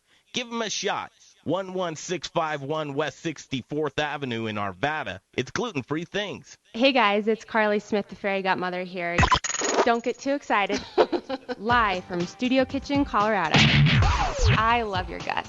You're listening to the Modern Eater Show on iHeartRadio. Let's go make some bone broth. Let's do that. Doing that all the time, actually, right now in quarantine. What's up, quarantine party people? Here we are. The Modern Eater Show continues. And Greg Hollenbeck, Jay Parker, Brian Freeman. You guys, we're in Studio Kitchen, Colorado. But we're holding a Zoom meeting on the radio as well. It might be a first. I love it. I love it. We're really getting out to people, man. We're bringing the community together and giving it a voice. I like it. Lots of cool things. I'll tell you who's in this Zoom meeting in a minute. But I got to tell you that this Friday, it's May 8th, and from 2 to 5 p.m., COVID, the Colorado Restaurant Foundation's Angel Relief Fund, they got a great donation this week. We're going to celebrate it. And the Kemper Fund put out $1 million to the Colorado Restaurant Foundation. Just awesome, man. And they're putting money back into the pockets of the folks on the front line of the restaurant industry. So important. Folks that need that can apply for a $500 grant. And Little Rich Schneider and Zach Johnston, the Spice Guy.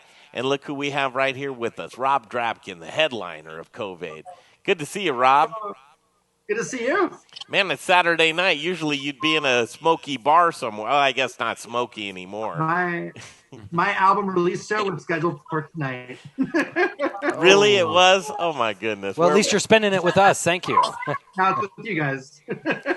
I love Just your as we- Rob, I love your music. A beautiful day. We were just playing some of that. Shannon, can you put that on in the background, Shannon? Just a little bit. Let's see, Rob. If your music's copywritten, it's going to shut our stream down. Let's hope it is, but let's hope it's not. I know, just for this purposes, but If it shuts down, I can play it for you live. I brought my guitar. I love that. You know what? Let's do that. But Rob, take a second. Thank you for joining us on the stream. Could you tell folks, take a minute to talk about yourself and tell people who you are? Yes, let me get back to Zoom real quick. Hold on. Hold on. Sorry about that. No, you're fine. No, we can see you and hear you. Yeah, we Everything can on see our you. side is perfect. Okay. There you go. Sorry about that. I am Rob Drapkin. I'm born and raised here in Denver. I've known Greg for maybe 10 years or so. A while, yes. I've done a few different events, and every time I get a call from Greg, I pick it up right away and see what's up. And this is an event that I am so honored to be a part of. So, but I'm a musician. I'm a singer-songwriter here. Been playing around Denver. I guess it's been full-time for about 10 years or so. Now, just Denver? What's some of the gigs that you've had? What's some of your favorites, Rob? I've toured all over right before quarantine. I came back from East Africa. I did a tour there, part of the Tour de Rwanda, and it was crazy. The smallest crowd I played for was 10,000 people, and the biggest crowd was 26,000 people. And then it was right back to my one-bedroom apartment where just me. That's the way the world's working out. It's so interesting. I think we live in such a great time where media dissemination is disrupted, and you don't have to be on a huge label. You can have your own dissemination of music. You can do production. What is that like right now, being a musician in 2020, to where you can create your own music, you can make videos of your own music? How are you working with those partnerships and getting your music out there right now? It's a great time in that anyone can put out music. That's great. The downside of that is that there's so much of it because anyone can do it, and that's kind of the double-edged sword of it. But just being able to collaborate with so many people and be able to put music out to your fans, that's all I can ask for. How can people find you? Rob Drabkin is my name. Just type it into Google. If the last name is Drabkin, I think if you just type in Rob Dr, some guy with a big poofy fro, that's me. It's your signature. Now, Rob, you're going to play us a little tune right now, and I appreciate it. Yeah. So this is where you really like to be, right into your music. What's the tune, and what inspired it? I'm going to play a little bit of It's a Beautiful Day. You guys played about 2 measures of it. Yeah, that's right. Do it for us, would you, Rob? We wrote it. I wrote the song about just over a year ago, and I was on the mission to write the happiest song I possibly could, with the most upbeat message and something uplifting to put out to the world. And now I find myself playing it more than ever. So I'm glad I recorded that day. So this is called It's a Beautiful Day.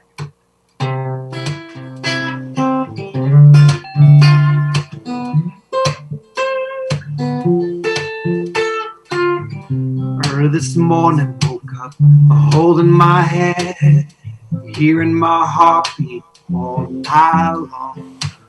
A shade to this motel, keeping me in bed, reading the news, just trying to stay strong. I need to just get up, you take a deep breath, keep it together, 'cause it's some beautiful day. Sun on my face, feeling okay. Don't let it get away. It's a beautiful day. Feel so proud, screaming out loud. It's a beautiful day.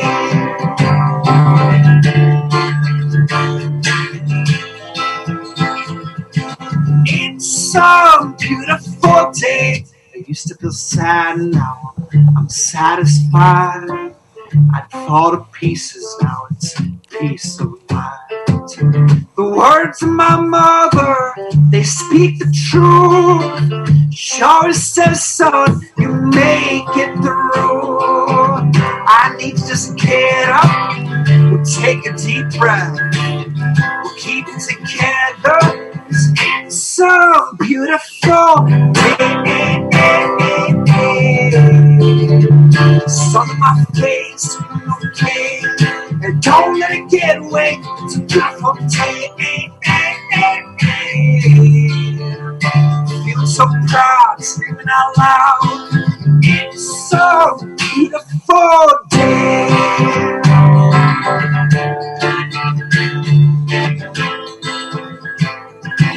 It's so beautiful. I won't ever let it go. I won't let it get away. I won't ever let it go. I won't ever let it go. I won't let it get away. I won't ever let it go. It's so beautiful day. It's a beautiful. It's a beautiful. It's a beautiful day. Thank you. Thank you. It's so nice to see people clap. I'm used to doing these live streams where it's just me and an empty wall. So thank you. Thank you so much. That's probably the best thing that's ever happened to me, Rob. I'm holding back tears of joy. Yeah, great job, Rob. Great job. Unbelievable. That was beautiful. That's a taste of what you're going to be able to be a part of this Friday, and it's May 8th from 2 to 5 p.m. Rob will be on the stream with us, and you just made my week right. I can't wait. Thanks for putting this great event on. Thanks, Rob. Talk to you soon. All right, we'll be back on the Modern Eater Show. Choose your path through Cyberland. Don't forget to check us out on Instagram and Facebook for all the fun photos and videos. Just search The Modern Eater or check out the website, themoderneater.com. Attention SSI recipients. If you did not file a tax return last year and have children under 17, you must act now to get the $500 economic impact payment per child. If you do not act by May 5th, you must wait until next year to get those payments. Go to irs.gov and enter your information in the non-filer tool by May 5th. That's irs.gov. This message produced by Social Security at U.S. taxpayer expense. Hey, Colorado, sports betting is now legal, and BetRivers is the app for sports bettors. BetRivers offers both a premier in-game betting experience and live streaming of events worldwide. Watch the match as you bet on it, right on your mobile device. Signing up is easy, and you can open your account by depositing as little as $10. Go to BetRivers.com today. That's BetRivers.com, Colorado's premier sports book. Must be 21. A gambling problem? Call 1-800-522-4700. Hi, I'm Charlie Gottenkenny, brewmaster at Brews Beers, Denver's award-winning Belgian-style brewery. I am very pleased to tell you that our new tap room at Colfax and York in Congress Park is now open, and it is a unique experience. It's close to great restaurants, has a big sunny patio for warmer days, will feature live music, and it has a very cool contemporary Belgian-style bar and tap room. To celebrate our second location, we have 18 beers on tap, including several limited edition sour and barrel-aged beers. For some holiday good cheer, try our figgy pudding and our unique champagne beer, Brut Le Grand. Check it all out on our website, brewsbeers.com. That's Brews, spelled B-R-U-Z, at 67th and Pecos, and now open in Congress Park at Colfax and York. Join us this week at either location for some serious Belgian-style badassery. Wear black and eat spices. Hey, Modern Eater listeners, this is Zach from The Spice Guy, Colorado's favorite spice company. Spice is the variety of life. At The Spice Guy, we have a passion for sourcing the best ingredients from the best farmers all over the world. Choose from thousands of different GMO-free spices and ingredients, or let us create and blend custom flavor profiles for whatever style of food it is that you're working with. With over 1,000 restaurants, food brands, and chefs behind us, you can't go wrong when you choose The Spice Guy for all your spice needs. The Spice Guy. Spicy. Born in Breck, raised in Denver. TheSpiceGuyCo.com. Hey, you know what? It's the new year, and everyone's always looking for new ways to be more profitable. And so they always attack the different line items. But one almost everybody never looks at is their utilities, what they're spending on natural gas. Brian, do you have any tips for us on how to save money on natural gas? Absolutely. Just call me. Call me. That's all you got to do. What's that number, Brian? That number is 720-245-5771. Be sure and give Brian a call at Encore Energy. Hey, this is Brother Luck from Colorado Springs. All right, you ready? Owner of 4 by Brother Luck and Lucky Dumplings. I mean, he's a very, very impressive man.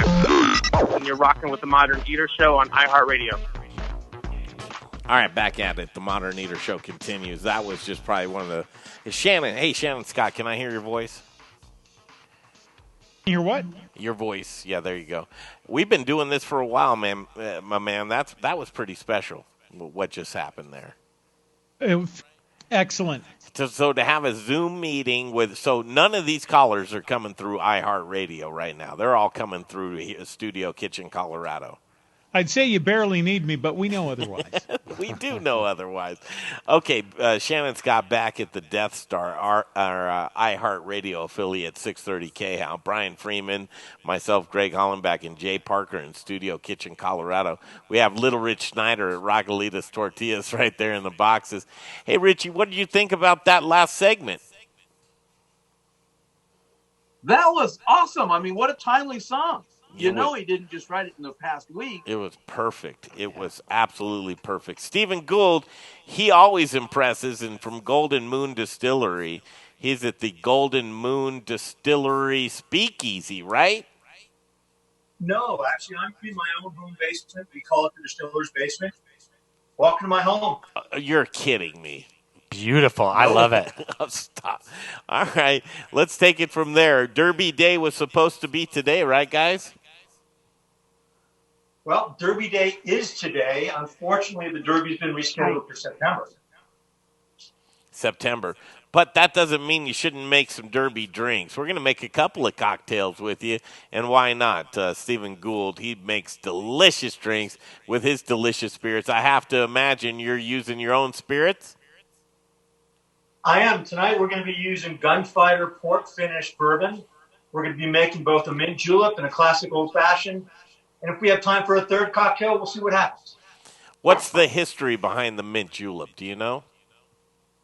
I do. So legend has it that farmers would drink a mixture of whiskey, sugar, and mint to deal with sore joints. That's what they say. The cocktail was actually brought out of Kentucky to Washington, D.C. by a senator in the early 20th century.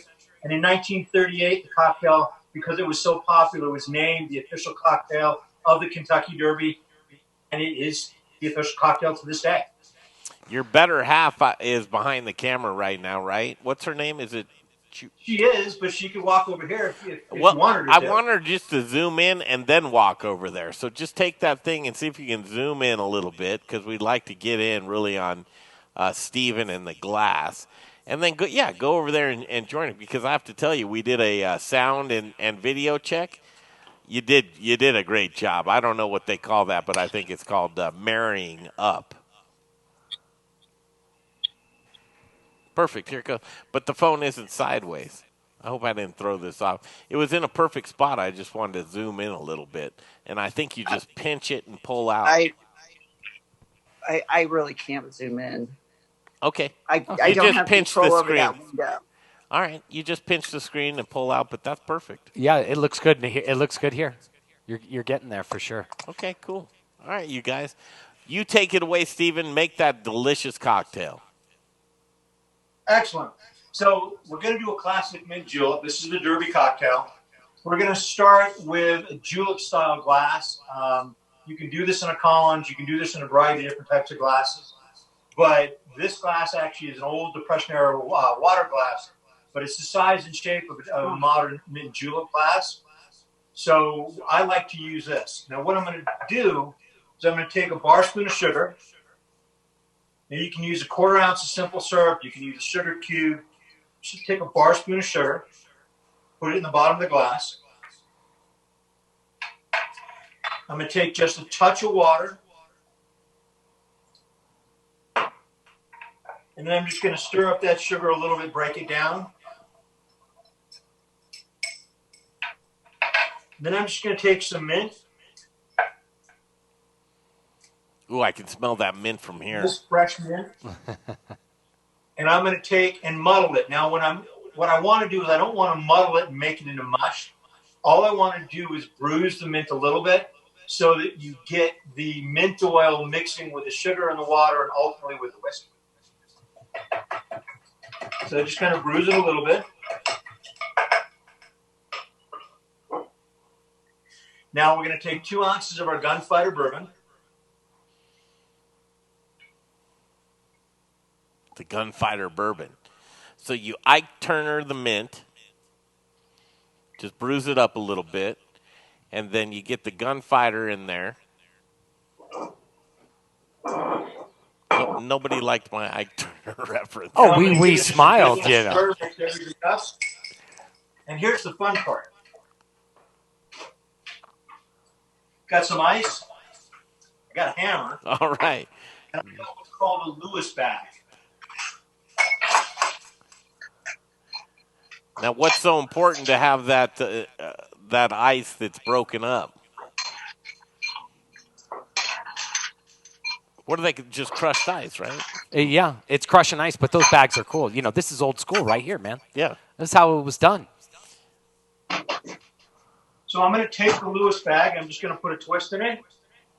I'm going to take my mallet. I'm just going to pound it down.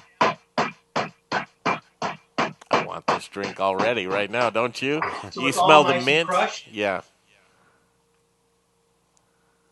This is so And then I'm fun. going to take and put it right in the glass over the whiskey and the mint and the sugar. Now think about it. All right, Kentucky Derby, right? It's supposed to go off today, so step off smartly. Everybody in their best, right? You got your hats going. The guys are looking dapper. These drinks are meant to be very refreshing and light, right? The mint julep. Give it another good stir.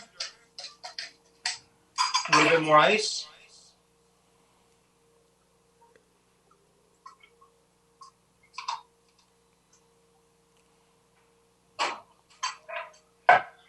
Just top it with a little bit of water. Just take it to the top of the glass.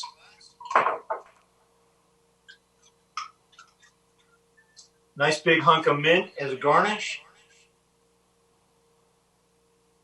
A straw. And ladies and gentlemen, it's just that simple. This is a mint julep. That is and one beautiful. of the reasons I like to use this clear glass is because you can actually see what's going on here. Everything's now mixed. You got that bruised mint in the bottom. You've got the ice here in the top. And you can sit on a nice hot summer day and just let this ice slowly melt and drink and get that little bit of sugar and that nice bourbon and that nice mint. It's really refreshing. It's a wonderful cocktail. It's amazing, and only 3 ingredients, right? I mean, it's just mint, sugar, and whiskey. How many of those have you had today? This is actually my second. That's only your second, okay. And That's only my second. And you're going to do an old-fashioned for us? I am going to do an old-fashioned All for right, you. now hang tight because we do have to break away.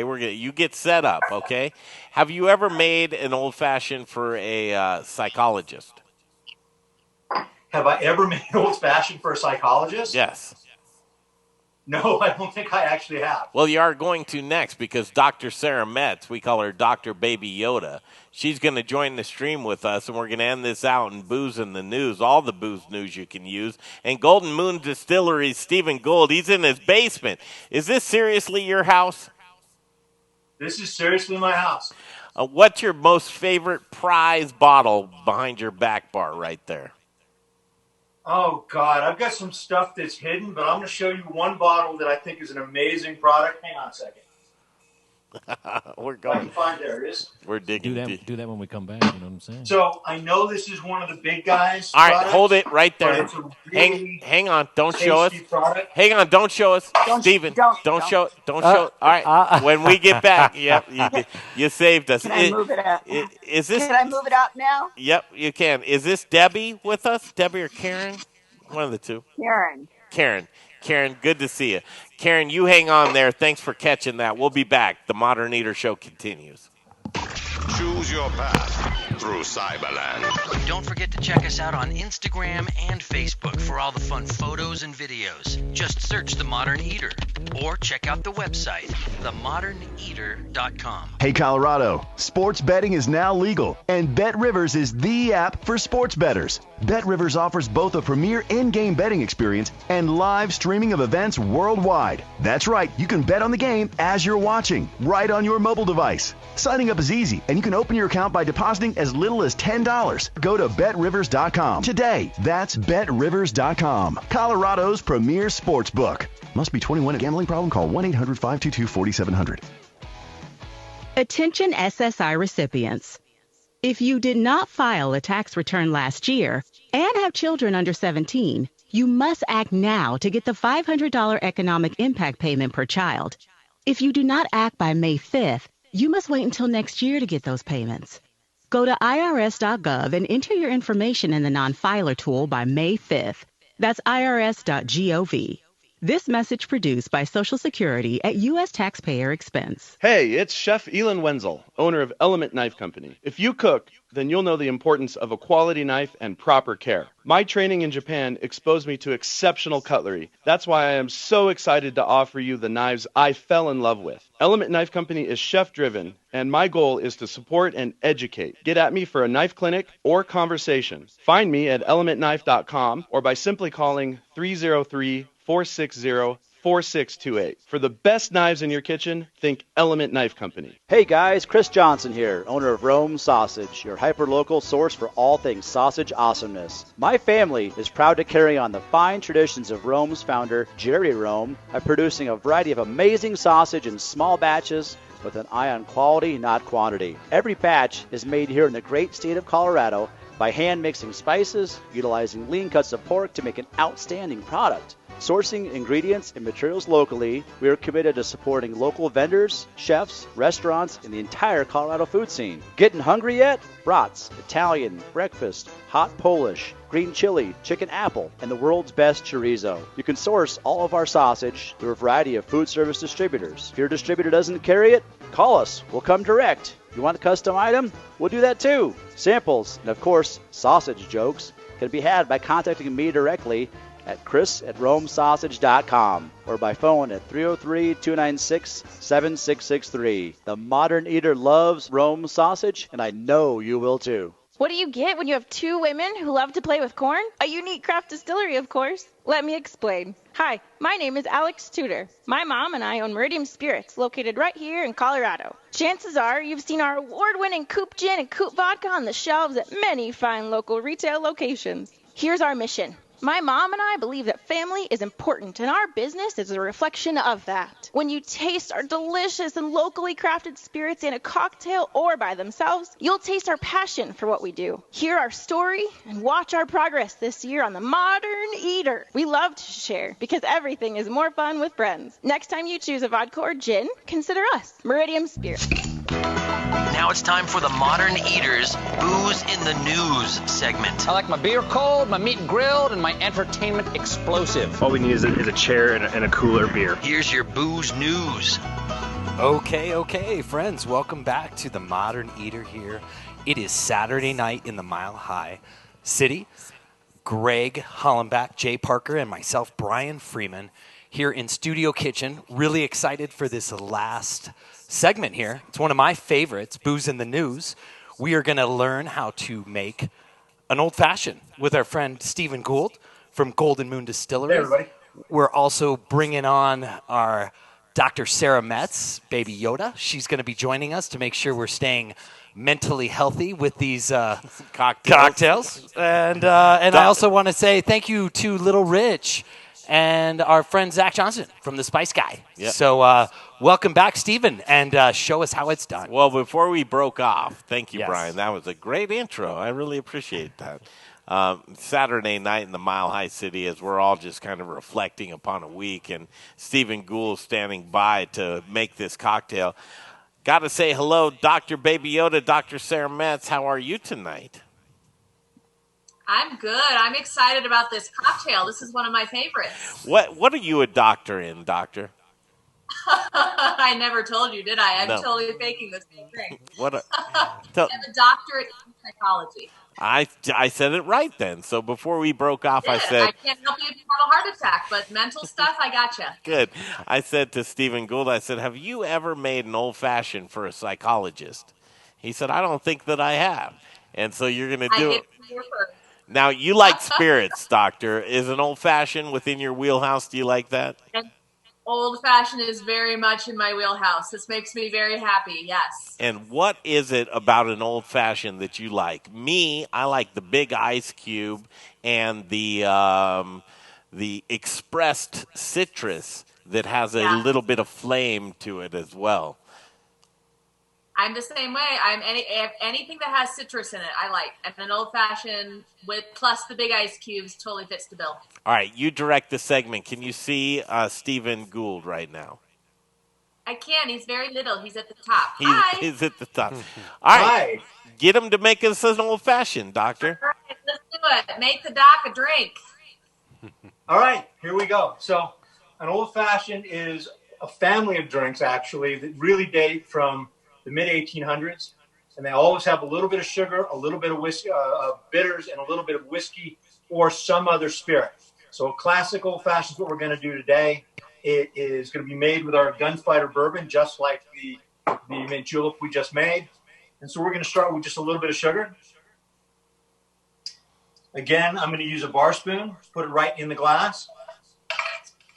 Now, you can use a sugar cube. That's typically more common, but right now we're in the distiller's basement. I don't have any cubes, so I'm using a bar spoonful of sugar.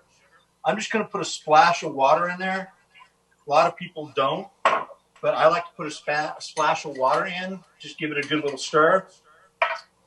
Then I'm going to take, and this is Angostura bitters. Now, most recipes call for 2 dashes. I'm adding a little bit more because I happen to like bitters. It is what it is. I do too.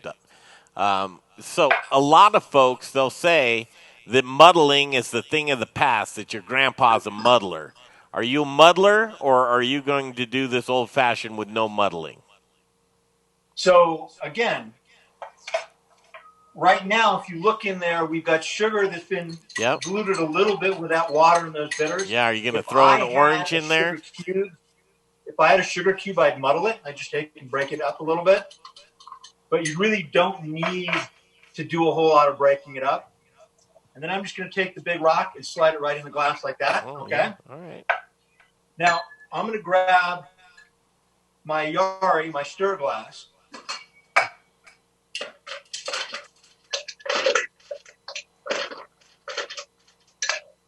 I love watching people cocktail. I know. I really do. And there are different techniques, and, some people give you a little flair. A lot. At this point, most people will just take and they pour a couple ounces of whiskey on top of that rock. I actually like to chill the whiskey down just a little bit, get it slightly diluted. So I put a few cubes in my glass.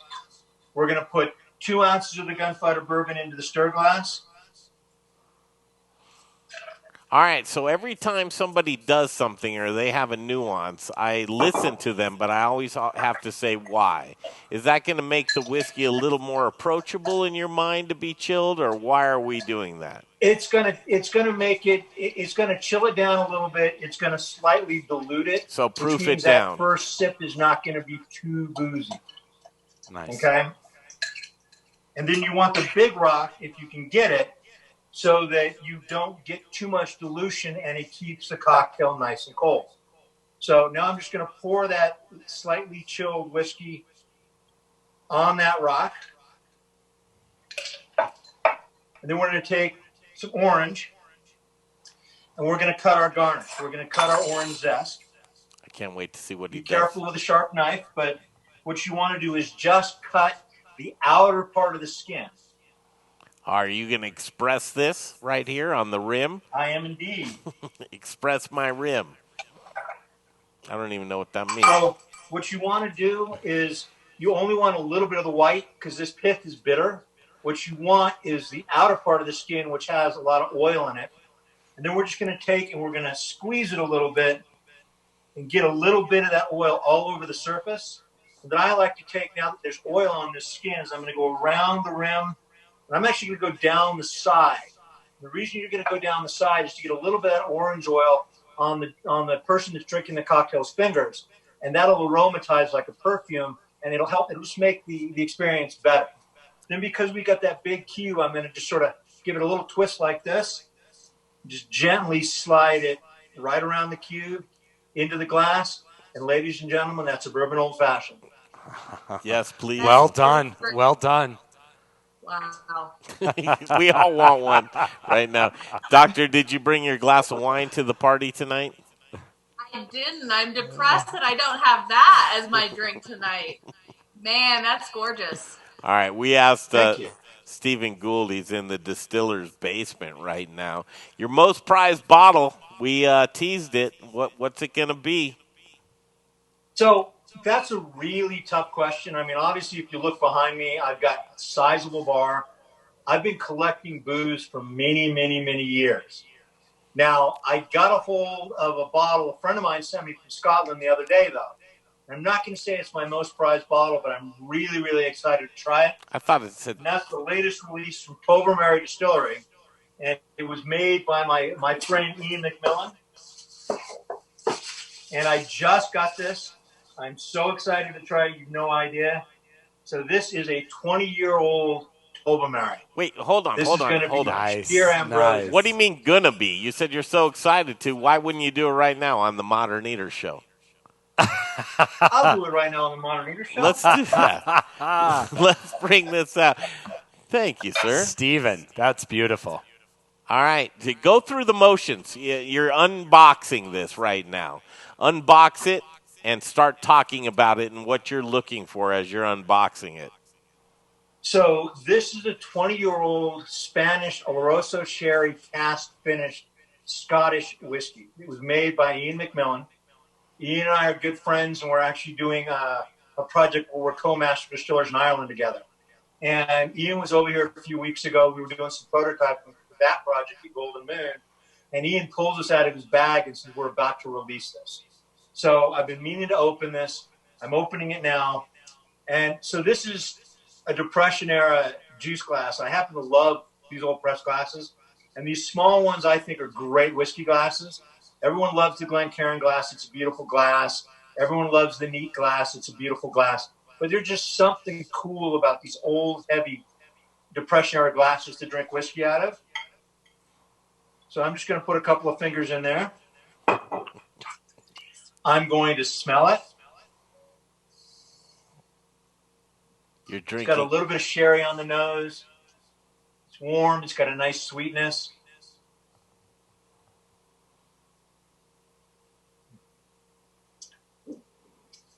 That is absolutely amazing whiskey. Guys, I wish you could taste this if you were here. I'd share a dram with you, but sorry, we're all on lockdown. So. Hey, listen, cork it, put it aside. We'll take you up on that. The doctor will be with us, that's for sure. We'll start getting real deep. I think we could probably get about halfway through that, and we'll need the doctor because we'll say every single thing that's in the bottom of our hearts, right? So when y'all come, we do a lot of entertaining here in this basement. We have our own YouTube series, The Distiller's Basement, as well.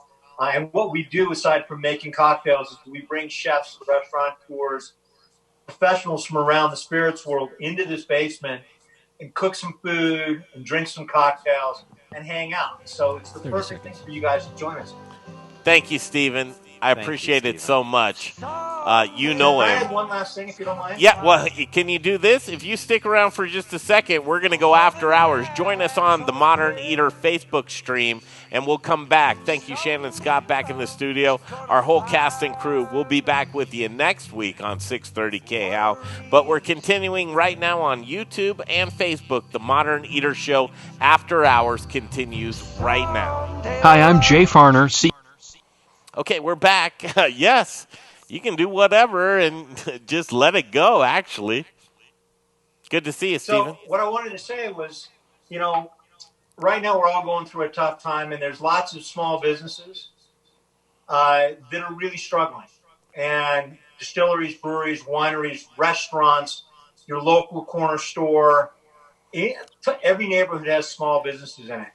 So I really hope everybody will take and listen to what I'm saying and think about proactively going out or calling for delivery from a small business in your neighborhood and support your small business folks. We all really appreciate it. Steven. And if you happen to be in the Denver Golden area and need a cocktail, this small business has cocktails to go. I Just love saying. that. What is that right there, Stephen? What do you have? Yeah, let him tell us. This particular one is a rye Manhattan. It's a 6-ounce pour, so it's one serving. It's pre-mixed, ready to chilled, ready to go in a glass.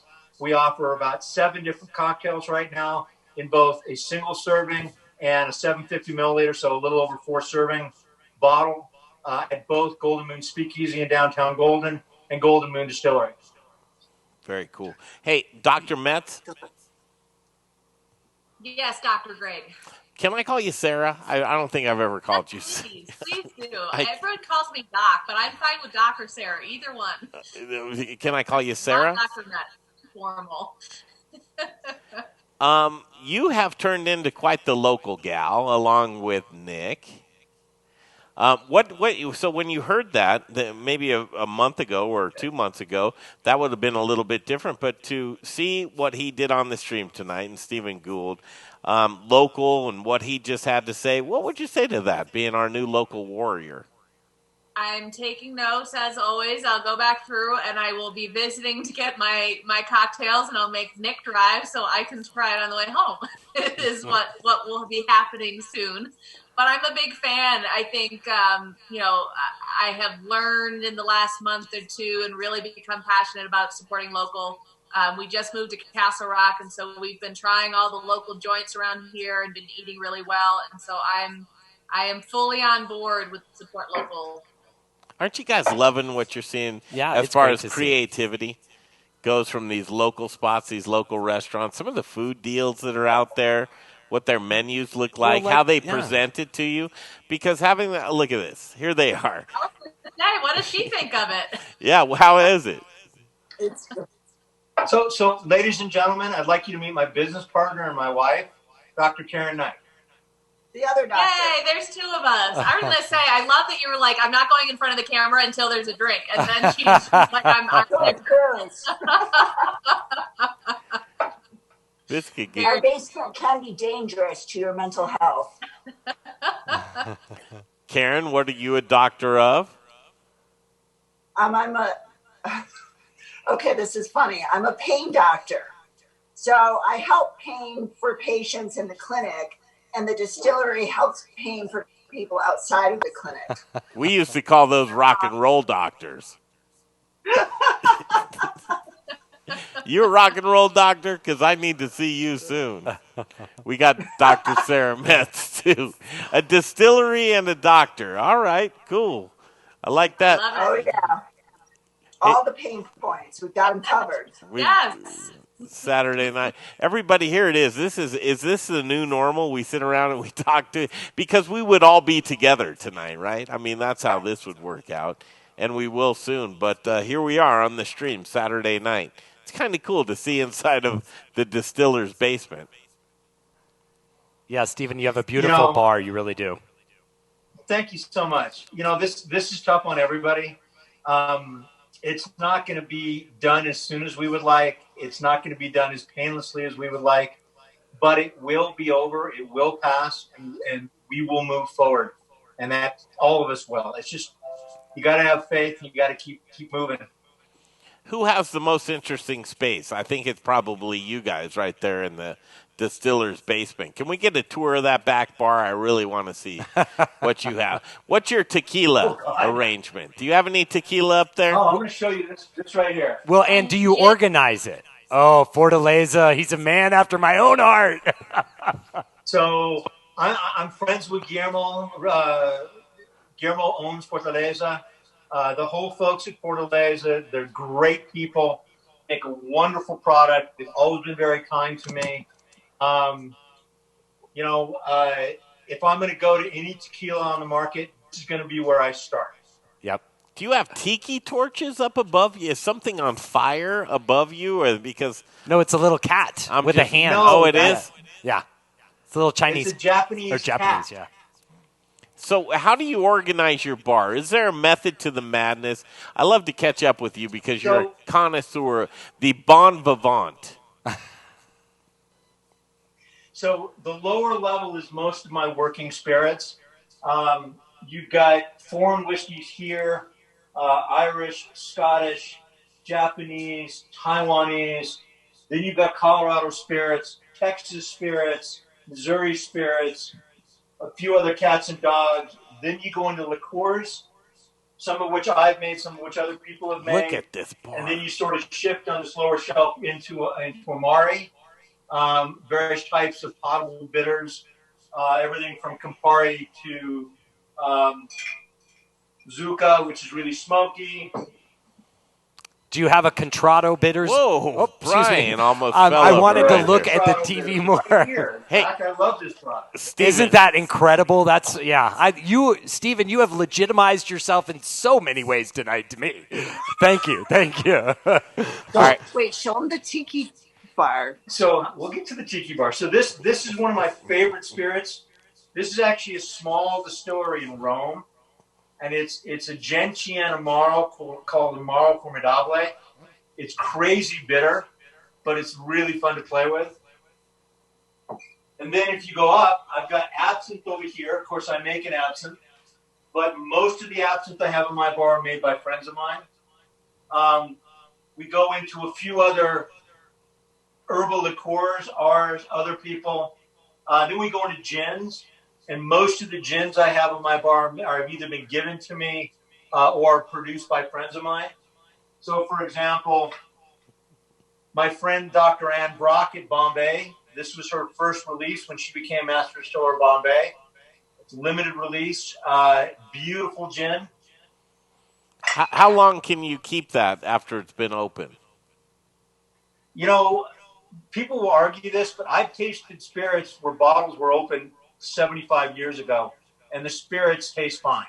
They may have changed in character a little bit, but it's a misnomer that spirits spoil. As long as they don't evaporate, they're fine.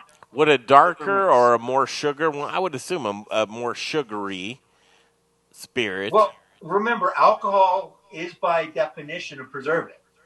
You can put something in alcohol and preserve it. Yeah, but I've got cherries that are sitting on my desk upstairs where I was playing around to see if I could make cocktail cherries out of my cherry tree out front. And the species of cherries is just too bitter. But I've actually got a handful of cherries that have been sitting in 100 proof whiskey for 7 years. And I had one about 6 months ago, and it was still too bitter. But it tasted fine. How many bottles have you seen bugs in?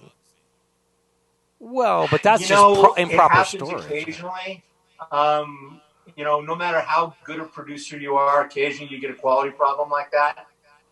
And those bugs are preserved.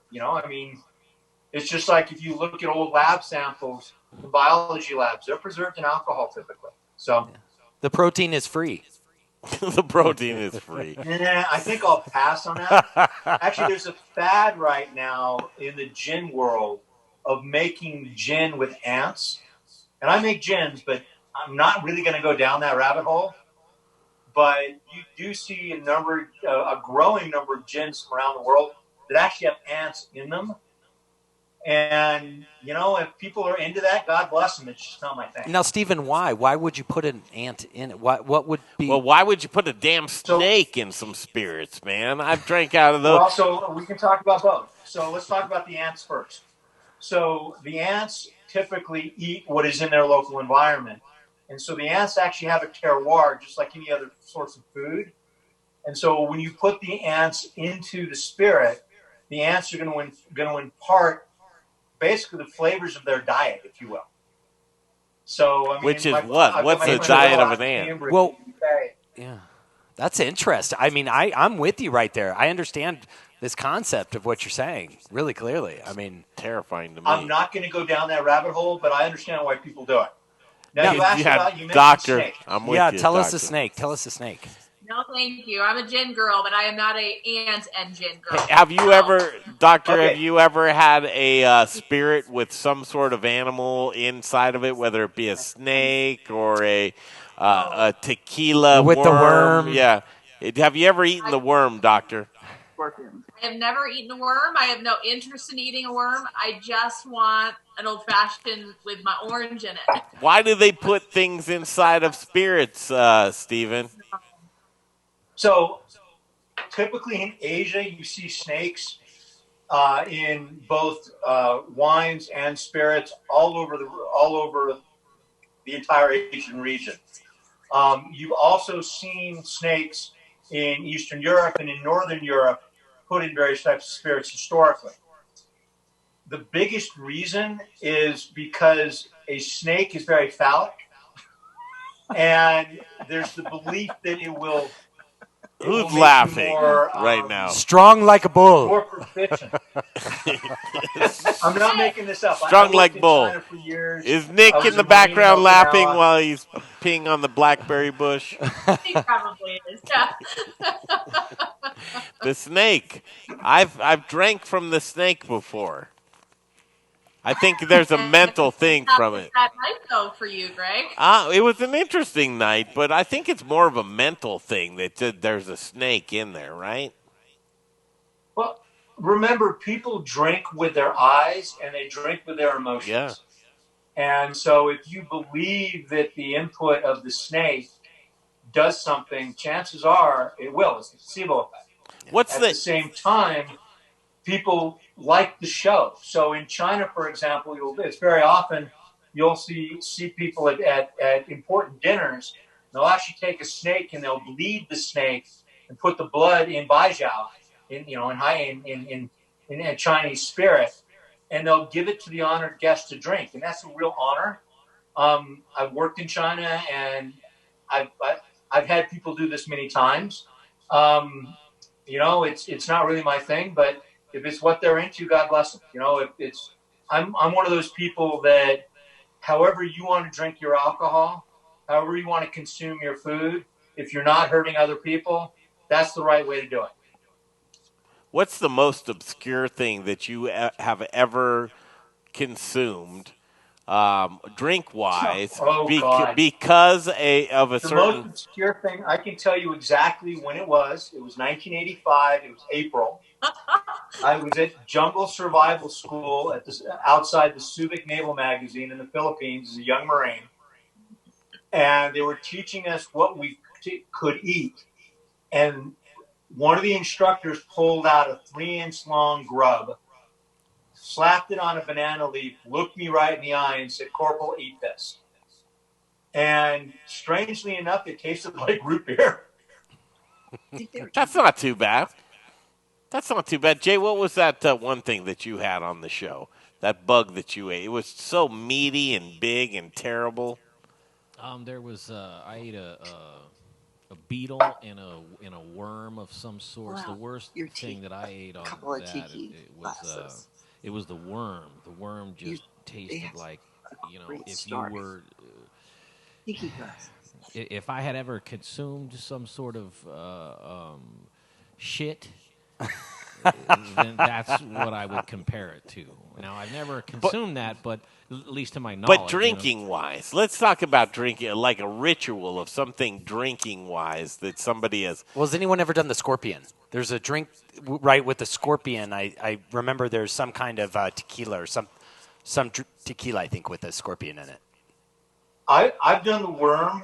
I've done snakes in Japan, China, Korea, in various ilks. I've never done the scorpion.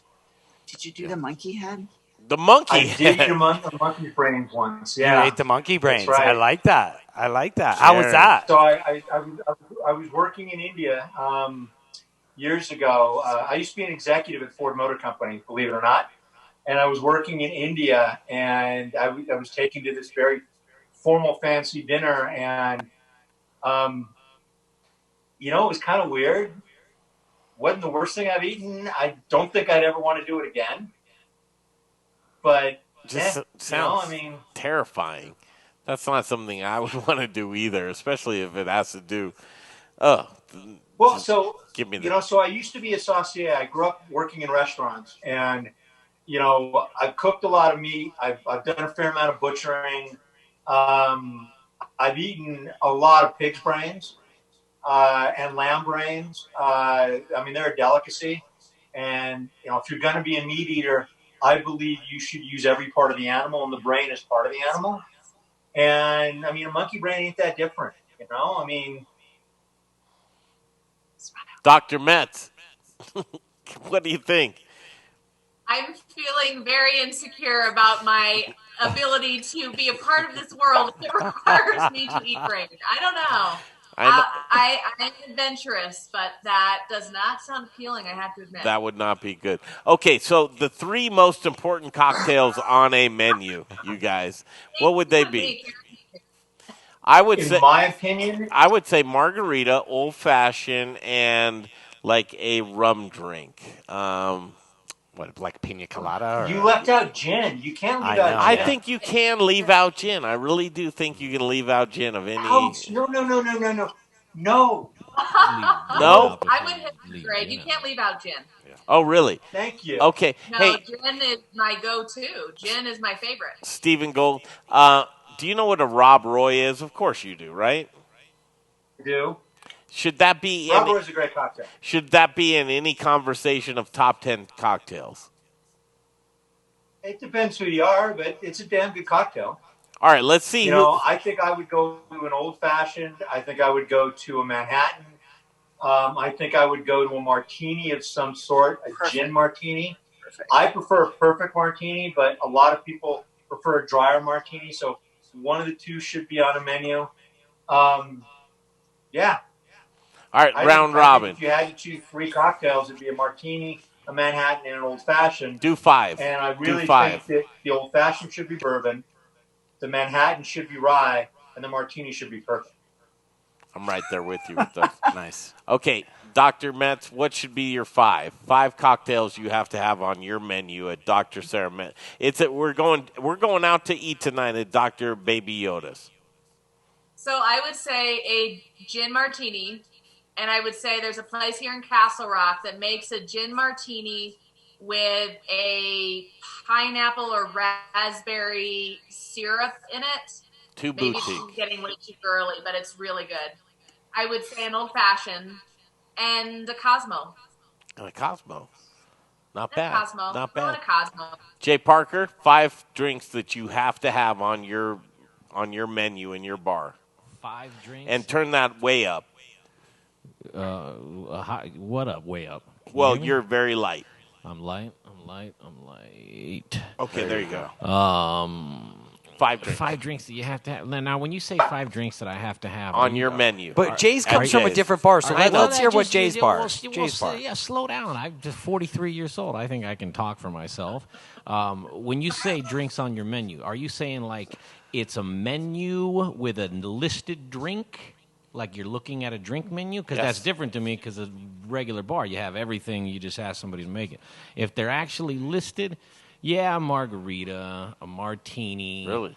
An old fashioned or something whiskey related. I mean, and again, and Steven will back me up. It just depends on where you're at. So it's like, if you have an old fashioned on your menu, but you're a sports bar, not too many people are going to order that. In my experience, right? So let's just do what I know. So sports bar. But if I worked in a sports bar that had a drink menu, right, you get it from the maitre d' type of thing.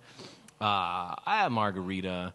I'd put a goofy martini on there. I'd put a goofy whiskey drink on there. I kind of touch all the bases, and then you're not going to answer the damn question, are you? You're just going to sit there and tell, hey, if I was somebody that was a normal person, I would do this. But if I'm Jay, I'm going to do this. You're not going to say. But that's 5 drinks, Jay. Do it now. 5 drinks. Yes. Okay. On Jay Parker's drink. Yes, menu. Jay. Okay. Rum and Coke. Okay. Bingo. Vodka tonic. Good Bud job. Light. Bud Light. No, Coors that's Light. not a drink. And a Jaeger bomb. And a Jaeger bomb. A Jaeger bomb. They're all $3. That's a good. They're all $3. That's a good you can menu. Mix and match. I like it. And 18 limit. And 18 limit of 18. Not age, the number of drinks. Wow, that really actually resonated with me. That was a good. You're going to make money off of that. Yeah, I'm opening a bar. When I win the lottery, I'm opening a bar called Lotto Bar. I worked for years in college at a live house that we just shot in a beer bar, and the number of drinks like the kamikaze, the slippery nipple. We had a drink called the snake bite. It's not what they call a snake bite today. Yukon Jack and a shot of half Tabasco. Jaeger, half Yukon Jack in a shot. There's a clientele that loves that stuff, and they have a good time with it, and God bless them. What should the what you want to drink? Go for it. What should the well booze be? The cheapest stuff you can buy. Really? Well, it depends on if Steven, what would you put in your well? Well, in my well at Golden Moon Speakeasy, I use our Gunfighter bourbon, our Gunfighter rye, our gin. So the best. I mean, his well's a all different our well. spirits. Yeah. If I owned a regular bar instead of a tasting room, I still would actually I'd want all my whiskeys to be 100 proof because it's going to make a better cocktail. I would want my gins to be a little higher proof, maybe not Navy strength, but certainly a little overproof, so 45 ABV, which is what our gin is. I'd even want my modifiers to be a little higher, which is why we do our modifiers higher than other brands out there. So, for example, if I weren't using my own orange curacao, I would probably go for Pierre Ferrand dry curacao. It's brandy based, makes it a little harder to work with. It's got a little more sugar than I'd like, but that 40 ABV really adds to the cocktail. It's all about, in my mind, delivering a quality product that people are going to enjoy. Now, there are some people that just want to get blasted and really don't care about what the Can I get a cocktail Long tastes like. Island iced tea? Yeah, a Strong Island. Like Anybody Long Island iced listening tea. to this, You know, if you ever go into I any haven't had bar Long or Island iced tea restaurant in since the I stepped world, off the bar at a bar called Delmar Station in Reno, Nevada in about 1989. You know, that's not a cocktail you drink to enjoy the flavor. That's a cocktail you drink to get trashed. And that's Yeah, okay. If you want to do that, can't taste that's the your booze. business. Yeah, I've made because thousands you're of not them. wearing pants. But, You know? you know, for my bar, if I'm going to make a cocktail, even if I'm going to make a shooter, you know, if I'm going to make a kamikaze, I'm not going to use a pre-made lime syrup. I'm going to use simple syrup and fresh lime to make that kamikaze. You're going to make a better drink, and if people are going to still shoot back that kamikaze, God bless them, but I'm going to use quality ingredients when I do it. All right, I hate waste, but I'd like to do this. All right, Doctor, would you order a drink from Steven right now? Just something out of the blue. Oh, my gosh. All 7. You said you have 7 cocktails that I can come pick up. I want one of it each. Hey, we're open Tuesday through Saturday from 10 a.m. to 6 p.m. at Golden Moon Distillery. And Golden Moon Speakeasy is open from 3 to 6 on Thursdays and from 11 to 6 on Friday and Saturday. Come visit us. We got cocktails ready to go. Come and enjoy them. And hand sanitizer. And that's a good point, Karen. Thank you. We've shifted 50% of our production to making hand sanitizer. And a lot of that's been given to local first responders. We've given a bunch to people like Friends and Family, which helps out the hospitality people that have been laid off. People like the Colorado Bartenders Guild, restaurant groups like Juan Padro's group, Alex Seidel's group, Frank Bonono's group, that are actually cooking meals for their laid off employees to feed them. Kaiser Permanente for their testing tents. So that hand sanitizer, and a lot of the Colorado distilleries have pulled together and are doing this either for no profit or donating. And we're really trying to make an impact in our communities to help save lives with the hand sanitizer. But we also are selling a little bit. If you need hand sanitizer, call your local distillery. If you can't find one that has it, Golden Moon has it. And it's really important that people be safe out there.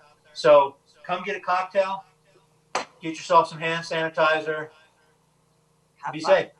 Be safe. Yeah. Thank you, Doctor. But Doctor behind the camera, yeah, Dr. Sarah. Karen, come over here and say hi. Say goodbye. Does anybody need any counseling? I'm just waiting to rest for tomorrow. Does anybody else need? Hey, Karen. Doctor to doctor. Aww. The love. Look, there's 2 of us now. I know. All right, I know, taking care of people Yes. and loving cocktails. I love it. I love it. Loving cocktails. Okay, we're going to see everybody soon. Brian Freeman, great job. Jay Parker, amazing as always. Dr. Sarah Metz, we love you. We'll see you Monday. Have a fun Sunday. And looks like you guys are settling in nicely. What's that picture behind you? Oh, which one can you see? You can see my puppies. Your puppies. I've got puppies. I've got all of my travel pictures for days up here. Mixed tiles. Mixed tiles. If you don't use mixed tiles, man, this is the best. I know best investment ever. Is it really? All right. It is. We'll see you soon. Monday. All right. Dr. Sarah Bye. Metz right there, Code 4 Counseling, everybody involved. It was so good to catch up. Juan Padro at the beginning of the show. Thank you for tuning in, and like and subscribe. Jay Parker, Brian Freeman, Greg Hollenbach. We'll see you on Monday. Thank you, Stephen Gould. Thank you. Very cool. Right there. The Modern Eater Show continues.